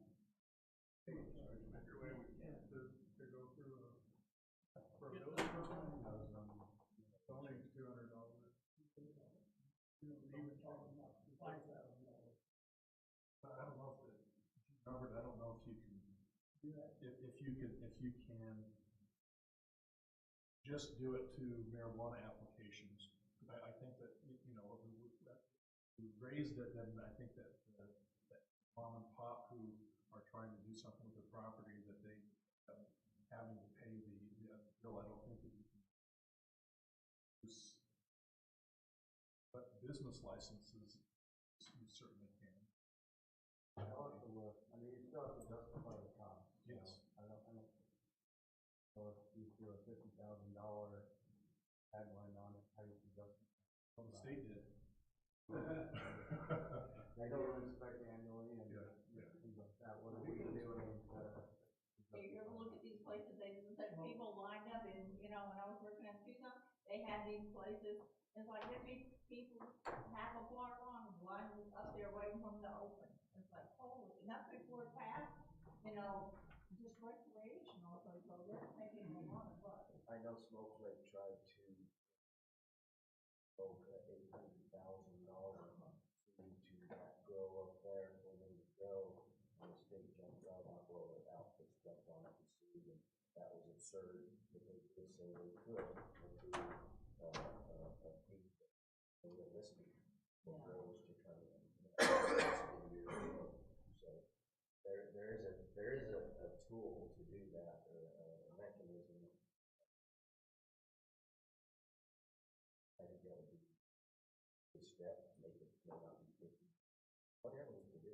Well, it's not going away. It's going to push it. We'll push it. Because there's too much money.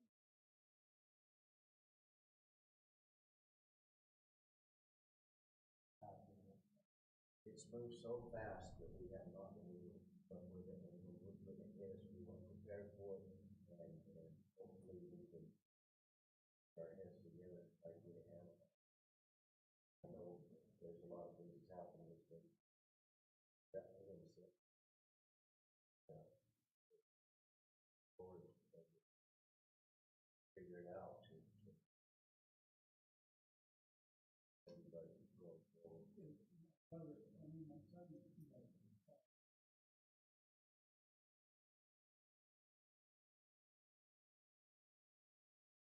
My son,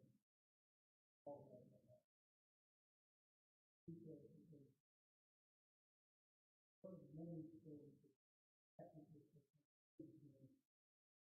rehabilitation, it says they're under every bush up there.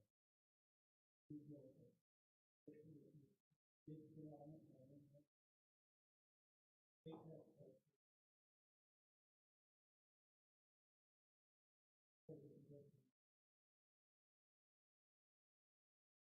That is the place that always been. Isn't that kind of what they do with cigarettes? And we'll get into the same situation.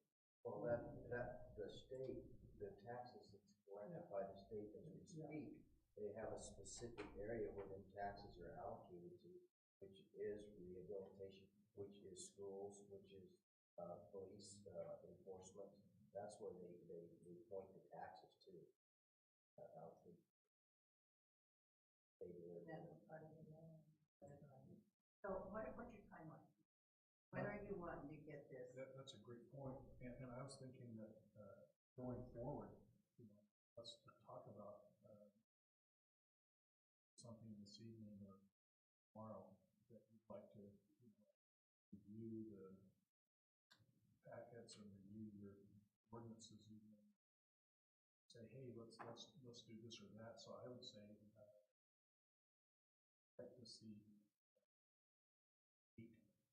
for us to put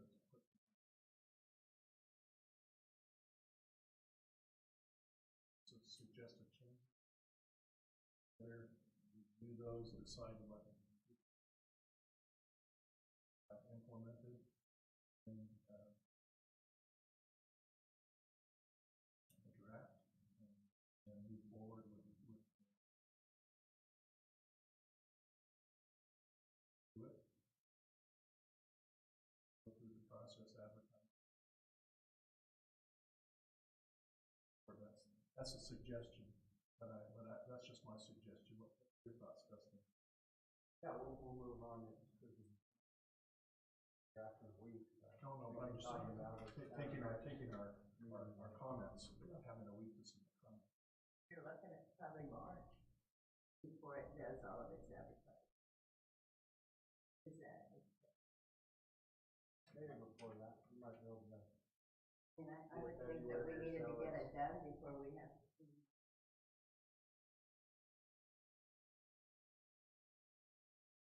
I like your district.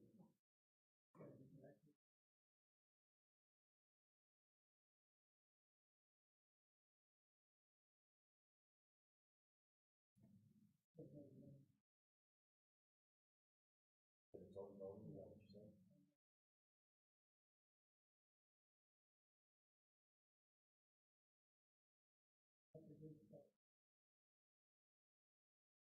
Outdoor grows. Outdoor grows. Processing.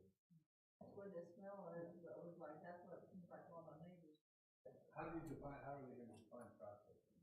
We're gonna have to work on a definition of processing.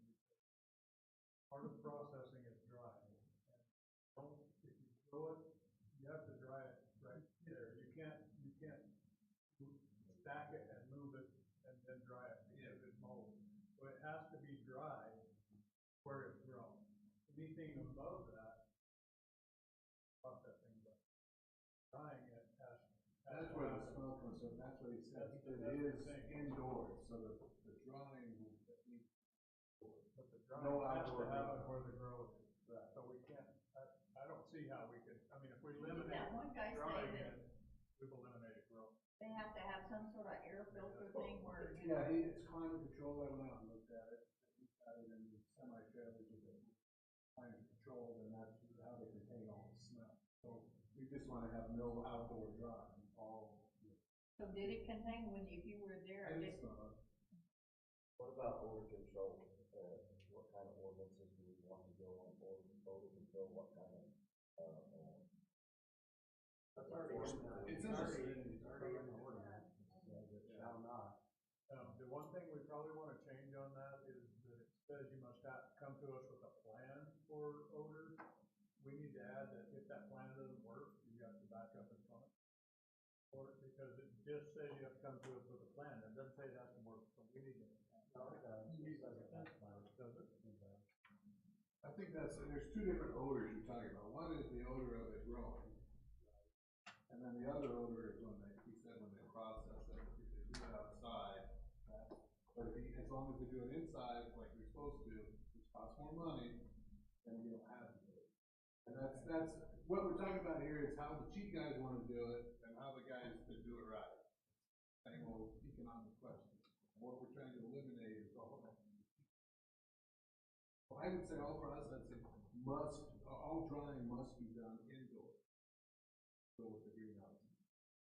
Okay, so as we're putting the draft here then, want us to attempt to exclude any processing or extracting, not even in, so if you want us to take out the MX and we're only left with the A zone, all you want is cultivation time, processing or extracting whatsoever in Graham County.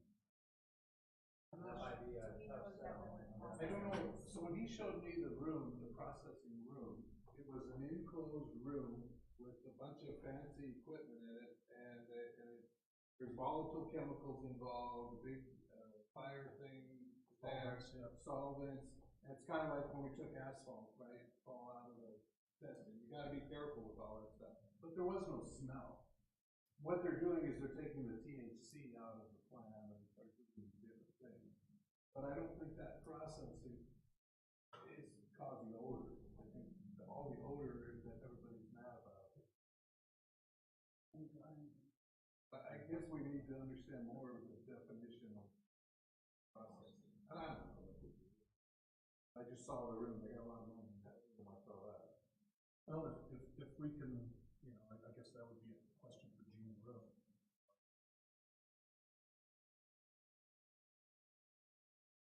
What we can prohibit the or extraction, processing, we've got to find what basically trading without the solvent extraction or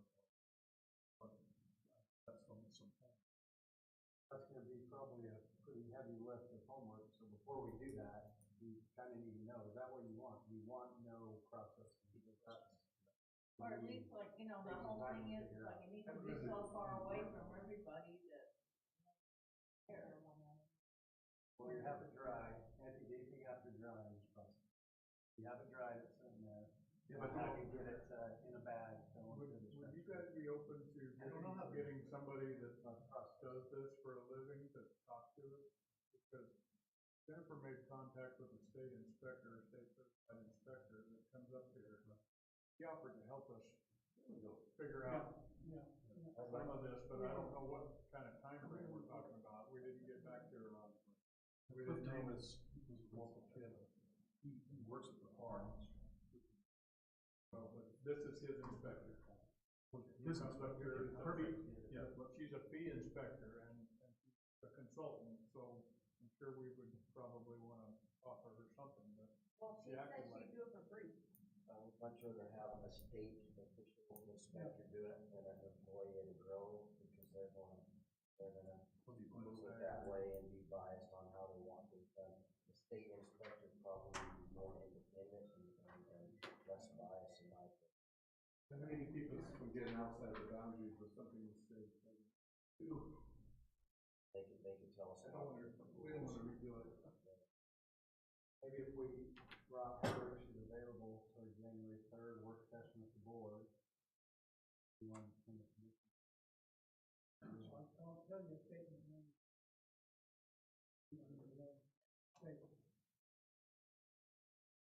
What more do we?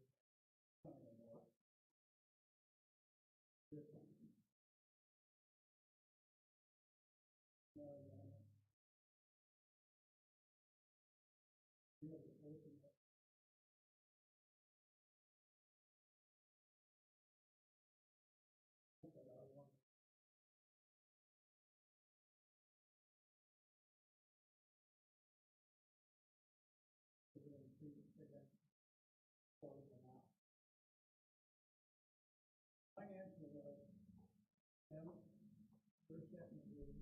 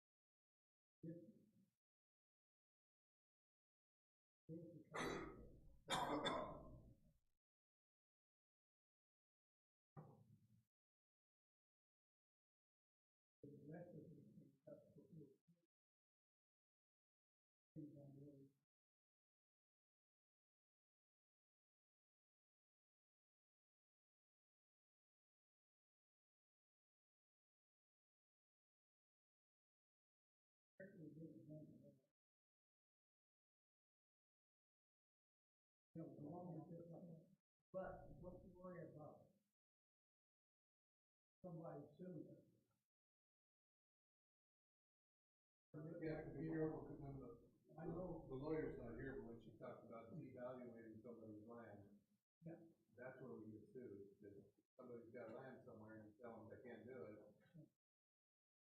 Okay. State law. Okay, why do we have planning and zoning? Why do we have all these people?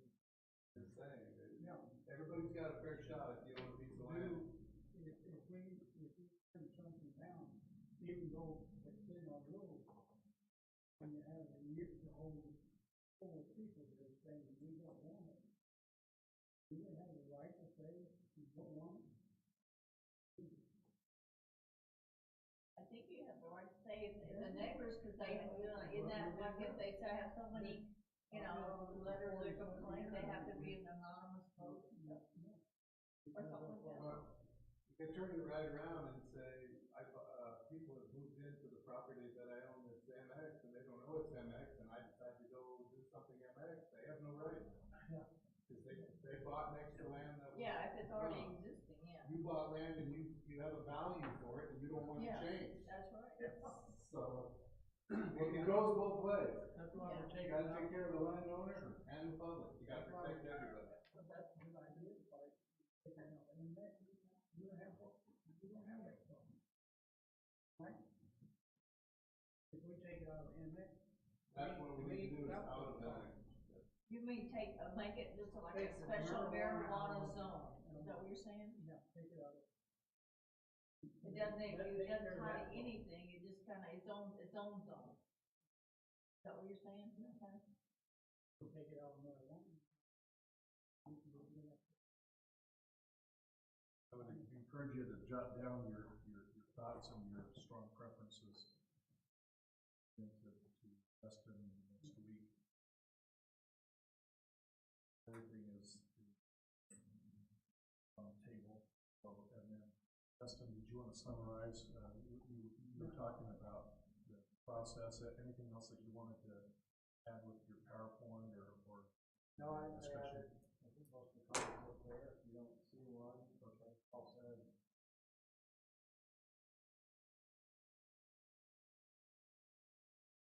Wouldn't it take at this point in time, isn't it a longer process? So, rather than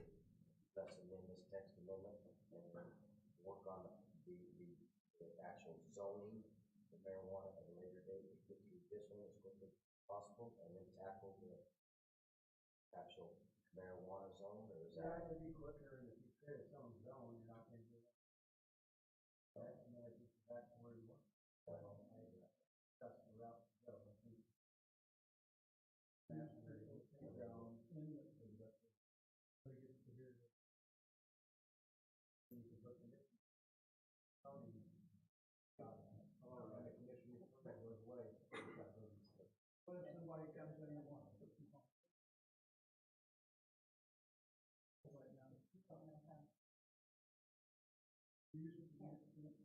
Recommended to you guys. It won't apply to existing MX, but if they wanted new, it would apply.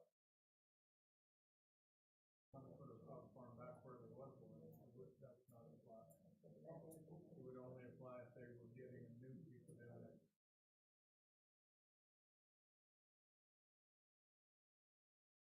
I'm gonna go ahead and turn the meeting back over to Eugene Robert. Thank you for allowing us to be part of the work session and let you closing comments and then let you during your board or whatever you want to do on your next order of business. My question is, send email to you guys. You have Jennifer and Steve, you know, just email them, we'll be working on it together. Everybody's been, so we can.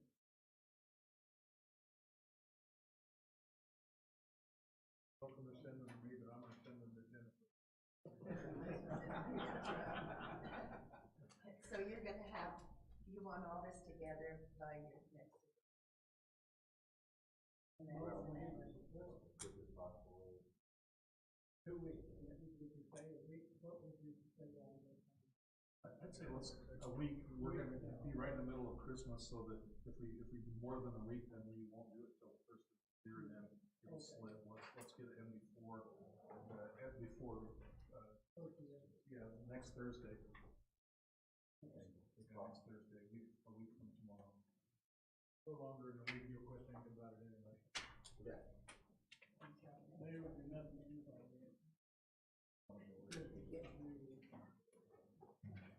Okay.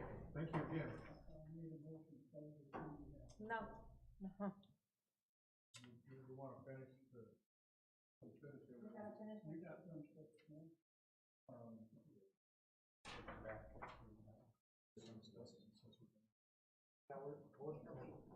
Is there gonna be a call of public, Mr. Larson? Go back up to the dais and. Yeah, let's go back to our agenda and finish it out. We've got call for the public, we've got my report to you on prior item.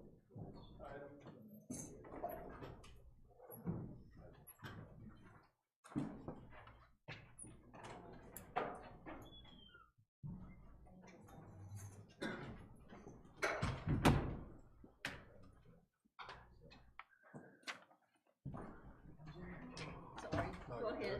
This is the case. Go ahead, okay.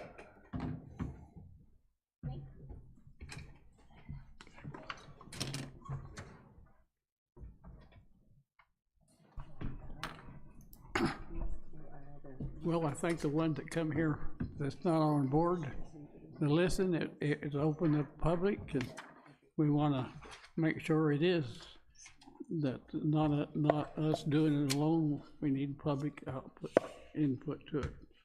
Send it in to us, if anybody here that's in the public, send your ideas in. Not just us, okay? Chairman, may, can we, Is that okay to you? Oh, yeah. You might.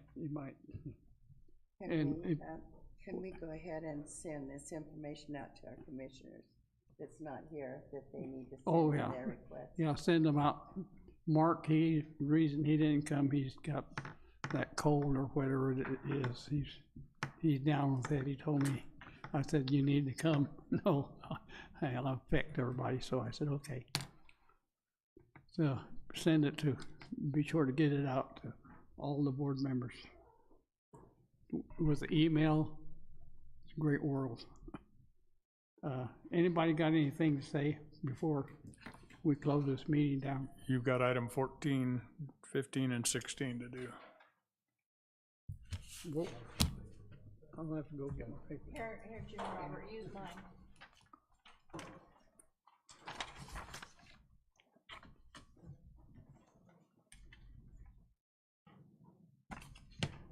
Okay, discussion from the previous board meeting, now, get that. Item number 14. Okay, previous board decisions, you sent them a zone map change, rezone 867-22 on parcel 104-39-172, which was next door to the Stadium Club, and Mr. Levi Palmer wanted to put a shop for Elements Construction, and the board did approve that at the last meeting. And I believe that's all they approved. Yeah, Travis Palmer was the applicant. And there was nothing else came to them on that, so now you're to call to the public. Okay, we're gonna call the public again. Have you guys got anything, anybody in this bunch of here to say? You've Come been on here up. listening to us. I filled out a form, Mr. Ross. I filled out a request to speak earlier. Okay, get speaking, okay. Get on the road there. I want to thank you, Planning and Zoning Board and staff. Your service is important, and I'm going to set my timer. I wasn't going to speak this long, but I'm kind of upset a little bit. I do appreciate your service and opening to the public. I believe that it's very important that matters like this are done in the light of day, with public scrutiny and with deliberation. Something this important seems to me like I'd want to deliberate a little bit. And so I would recommend that. I had something written, but I kind of changed it with this here. It seems to me the 60,000 foot minimum was custom written by the folks over at Bonita so they can keep everybody else out of the business. When the people voted for this, I don't think that was part of it. So why wouldn't a nice, clean 1,000 foot greenhouse somewhere over in this side of the mountain be acceptable as well? Why not outdoor growth? If it's A-zoned, I grow cotton and corn and alfalfa outdoors, why not marijuana? It appears to me that these two gentlemen on the Board of Supervisors are being paid, it appears to me, that's my opinion, this is just opinion, are being paid by these people to say, allow marijuana growing, but we're the only ones that want to grow it. And they're excluding everybody else. You're our only voice. You folks are our only voice. It's clear what the Board of Supervisors, two of the members of the Board of Supervisors want to do. One of the Board of Supervisors seems to want to listen more to the people who are affected by this. And I appreciate that. I appreciate our supervisor.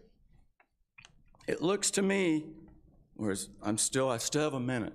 It looks to me that the big money people have bought everything, including their exclusive right to grow marijuana. If this is going to be allowed to grow under A-zone, I recommend you open it up to everybody that wants to grow it. That way the market can be reached and see what that level is and see who can, not everybody can grow corn, but you got to be able to make money at it. If we restrict the number of people that can grow it, then we're given an undue advantage to those people that already have that over there. I appreciate your time, and I wish you all Merry Christmas. Any of you guys got anything to say? Hall. They raised the prize corn in the state of Arizona, and I think it even meets better than the corn that's grown in the corn country. They produce more corn per acre. I remember that about the houses. Okay. Need a motion to close this meeting down. I make a motion. What? Yes. Defend yourself. You want to speak? Okay. Yes.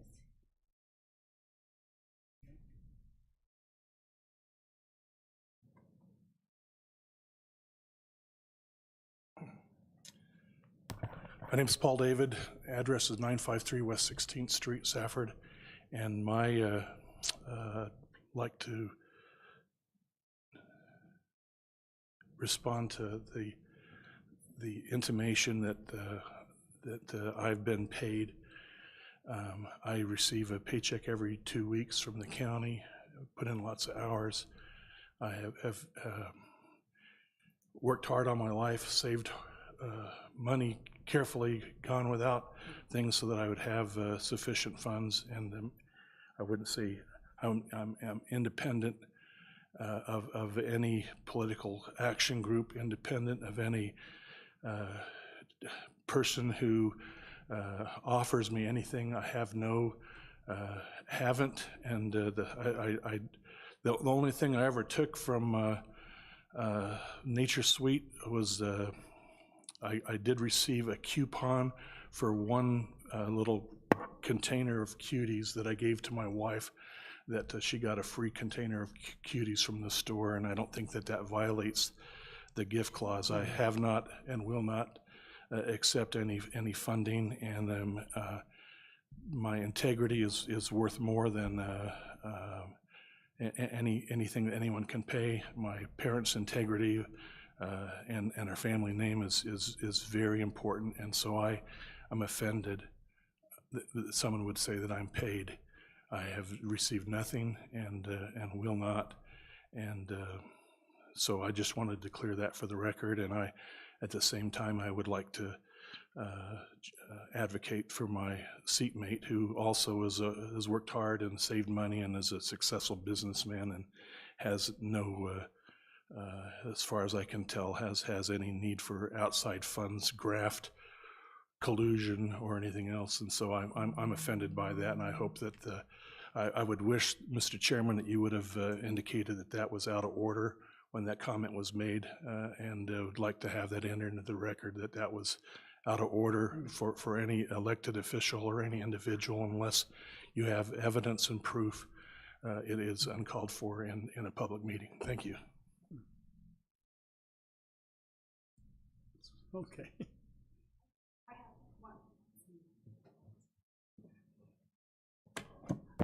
My name's Wendy McCumber, and I live at 1615 5 West Ash Creek Road in Wilcox. When you guys are deliberating on sending stuff to Mr. Welker and stuff like that on this text amendment, I would ask that you have good definitions of what's temporary and what's permanent as far as the structure is concerned, because we have seen larger companies like Nature Suite or whatever skate the boundary lines of what they considered permanent and temporary for assessed value or to grow marijuana, because they've sued the county for saying that they want their assessed value different because it's a temporary or not a permanent structure. So when these text amendments are done, if we can really think through that process and determine a good definition, not just a hoop house or use that word, but an actual definition of what you guys considered temporary compared to a permanent structure, because I think that will come into play at some point. My other concern, you say there was a thing on there about 1 to 2 miles. Well, we have a facility in Bonita that expands 3 miles of greenhouses.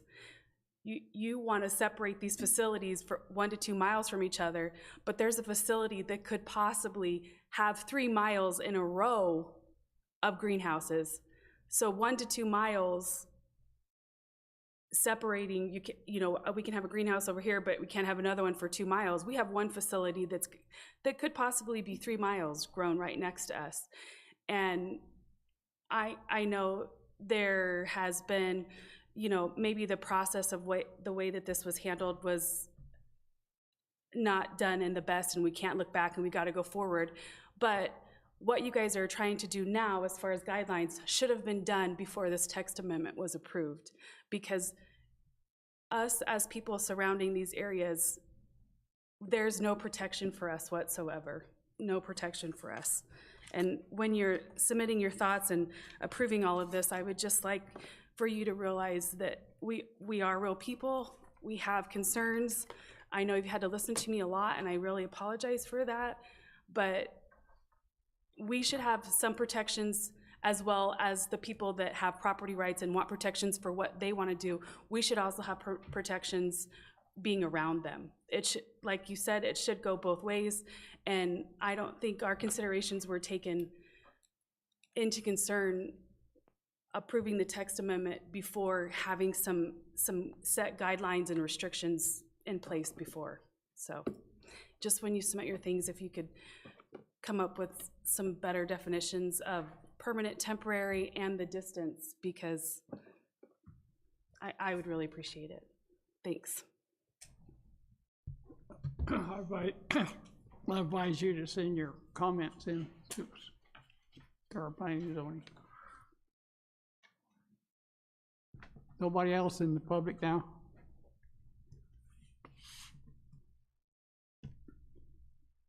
Need a motion to move to close this meeting. Make the motion. Who's got second? Second. Any discussion?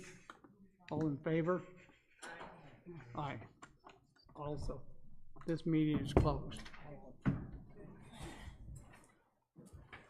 Merry Christmas, Happy New Year. Oh, yeah.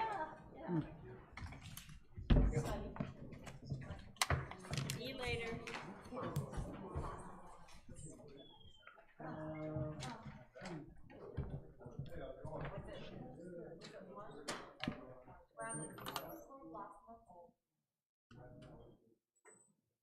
Yes, nice second. Wendy, I noted what you said. I had to register.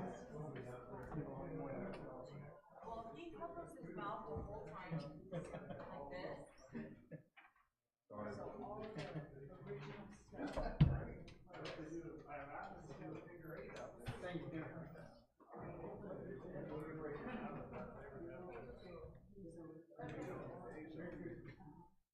I don't think they could pull that off fast enough, will change back. I also. Well, what are you doing coming up? I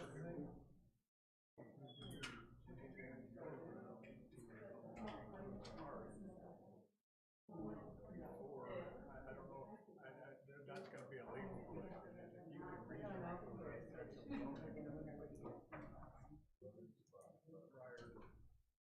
prior to this going into effect, I don't think you can afford it.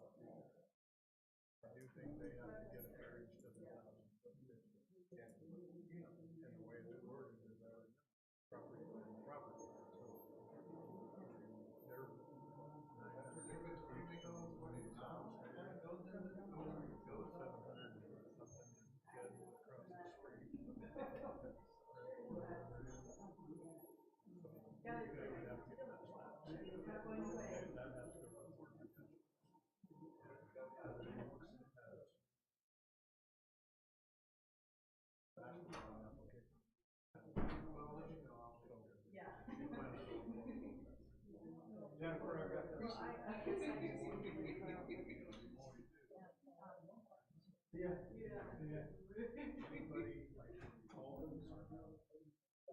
Yesterday, they get to go up by it forever. And anybody who applies tomorrow is gonna have this set of rules, and then these rules get changed, and there'll be a third set of rules, and we will have to keep all three sets of rules and deal with everybody different. It's gonna be really weird. We're also freezing. What do you mean, gonna? How was it the batting iron last night? I got started early.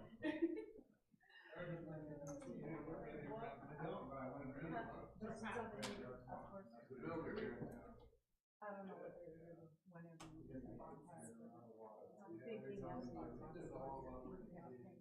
and I went and bought a box. I had to carry it all up the stairs, yeah.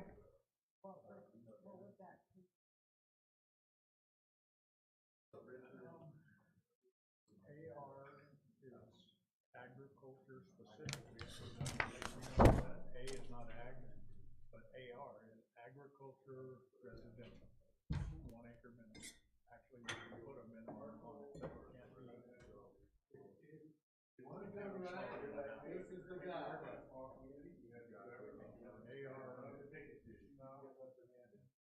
That's used a lot in subdivision. We have a rule where you have to change the zone for a subdivision. It won't let you do one in AR. There are some that exist, but they were pre-1960. AR is the least invasive. Has the least restriction on it. You can have your chicken and can't have pigs.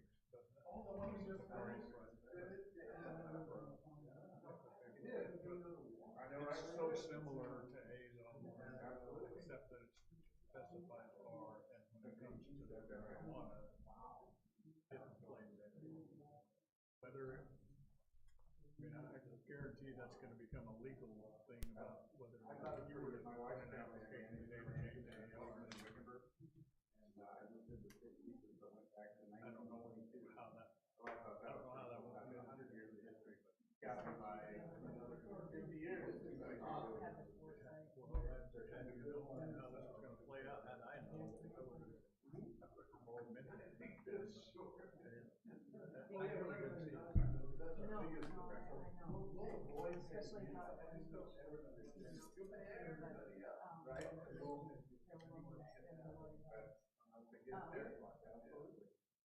Because as of right now, we have to do this not to the down.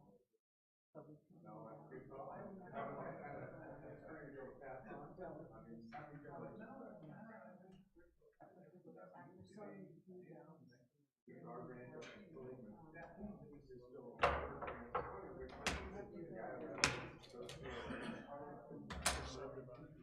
Subdividing, we have.